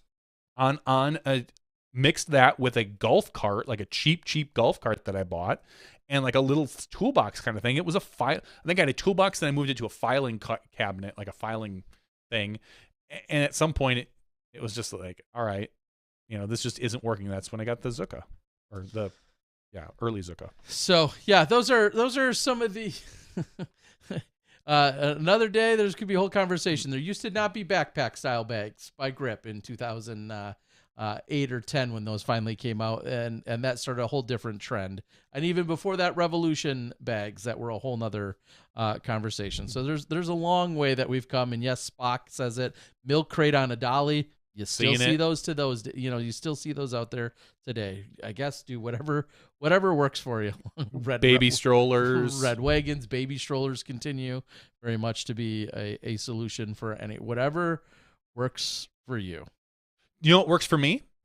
Patreon.com/SmashboxTV. If you go to patreon.com/SmashboxTV, we'll give you a cart. We will not give you a cart. Oh. Put the cart before the horse there. Yes. Yes, you did, Terry. You can sign up to be a Patreon supporter of Smashbox TV for as little as $1 a month. You can support an independent content creator that Smashbox TV is and give us money. And in return, we'll enter you in for prizes. Wow. Like tonight. Terry, you got a disc of your 10,000 discs that you're going to give somebody? I can't find any. I looked today, and there's none I want to let go of. No, I have to go back to storage tomorrow because some people are looking for stuff. So, yes, I'll be grabbing one out of there to be sending out to one of our lucky winners, or our very lucky winner. One of 145 people are going to win tonight, so we will generate a number. Terry, what number do you want to generate tonight? No, I want you to guess the number, literally. Okay, you keep clicking till we get to 87. I don't think so, but that could be a fun game. How long do you think it'd take? A long time. Yeah. Or it could be your first click. It could be. Yeah, I like 87. All right. Well, you like number 87, but... I think you should generate the third. The third number. All right. Our third number tonight, our first number is 80. No, I was kidding. It's 139. Oh, that would have been awesome. Second number is 144. If it's 87, what are you going to do? It's got to be special if it's for me. If it's 187. No, not 187. That's not possible. If it's 87. If it's 87, what? I have to do something special for you or for our Patreon? No, for me, because that would be a pretty damn good call. I don't know, Terry. Another malt next week? I go home with your brand new bag, and you have to buy yourself one. Get bent. Even at a 1 in 145 chance, I'm going to say no on that. You're such a jerk. I know. And you think you can afford me as a caddy, huh? High roller, you a-hole. Our third and final number is 129. 129. 129. How'd you sort them tonight? By email address, Terry. I sorted them by email address. Okay. 129 is Steve Harmeyer. Look at that. He pulls a cart. He does pull a cart. Nice. Congratulations, Steve Harmeyer. And somebody said Terry's not MA 60 or not 60. You're right. I'm not close to 60. Well, Steve's a little closer to 60 than I am. Define close. You're closer to 60 than you are 20. Steve's much closer to 60 than I am, though. Yes. And we just pulled his name, so we'll pick on him. Steve Harmeyer. Congratulations. We appreciate it, Steve. Thank you very much for being a Patreon supporter. Once again, that's patreon.com/smashboxtv. Thank you, and thank you. Another thing I'll just share here, even though it often comes from Disc Golf Guy, and he does not specifically, hasn't reached out to Smashbox, but I want to extend the note. I work with a gentleman, his name is Damien, out of Arizona. You guys have seen it on some of the videos. If you have, I'll say any animals, but namely dogs, the Distinguished Doodle has created products. He's been great to me. He supports disc golf. He's a disc golfer, and he is offering a discount. If you just put in the code Disc Golf Guy, anytime you buy any products over at the Distinguished Doodle, I just want to extend the offer here. I don't make any money off of that. I'm just really honestly extending an offer that he is putting out to disc golf. And so Disc Golf Guy specifically, I think that gets you 20% off of your offer. Probiotics, all healthy stuff. I don't have a dog, so I can't. So he tries it himself. I can't tell you that it's as useful to me, but I want anyone with a dog that would be interested to go out and you should sample the products, Terry. Maybe I should. The FDA approved, all natural ingredients. You're not going to die. Yeah, of course not. So made right in Arizona. He's a disc golfer. Because if he killed me, I mean, he wouldn't have anyone to help push his products. So that's true. I trust it. I don't have any animals. I bet it doesn't kill me. There's my plug. Seal of approval. I bet it doesn't kill me. I once had it. No dogs here. But again, I know I've helped him send out some products to a few of our top pros who may or may not then be given some testimonials on it as well, which is pretty cool. That is so pretty we cool. love anyone with a dog out there. Please get on it. Anyway, just want to throw that out there since I never talk about it here. I thought I would. It's not exclusive to the Disc Golf Guy video blog coverage. Smashies are included too on this. I'm okay with that. All right. With that, we're going to call it. As I'm reading the last few things. Yeah. We're going to call it. Thank you guys for joining us tonight. Hopefully we covered anything that you needed to have covered. And if we didn't, there's always next week. There's always next week. Maybe. Just, okay. If you have something that you'd like to talk about, just find me on a fairway this weekend and hunt me down at BSF at the Beaver State Fling and tell me all about it. I want you to write it down on a note, put it in a baggie full of sugar, and sneak up on Terry and just hand it to him. Just secretly, just like slip him like this is what I want you to talk about. Yep. Just look him in the eye. Don't even look at the hands. Yep. That's how you. Should there be a $20 bill in this baggie too?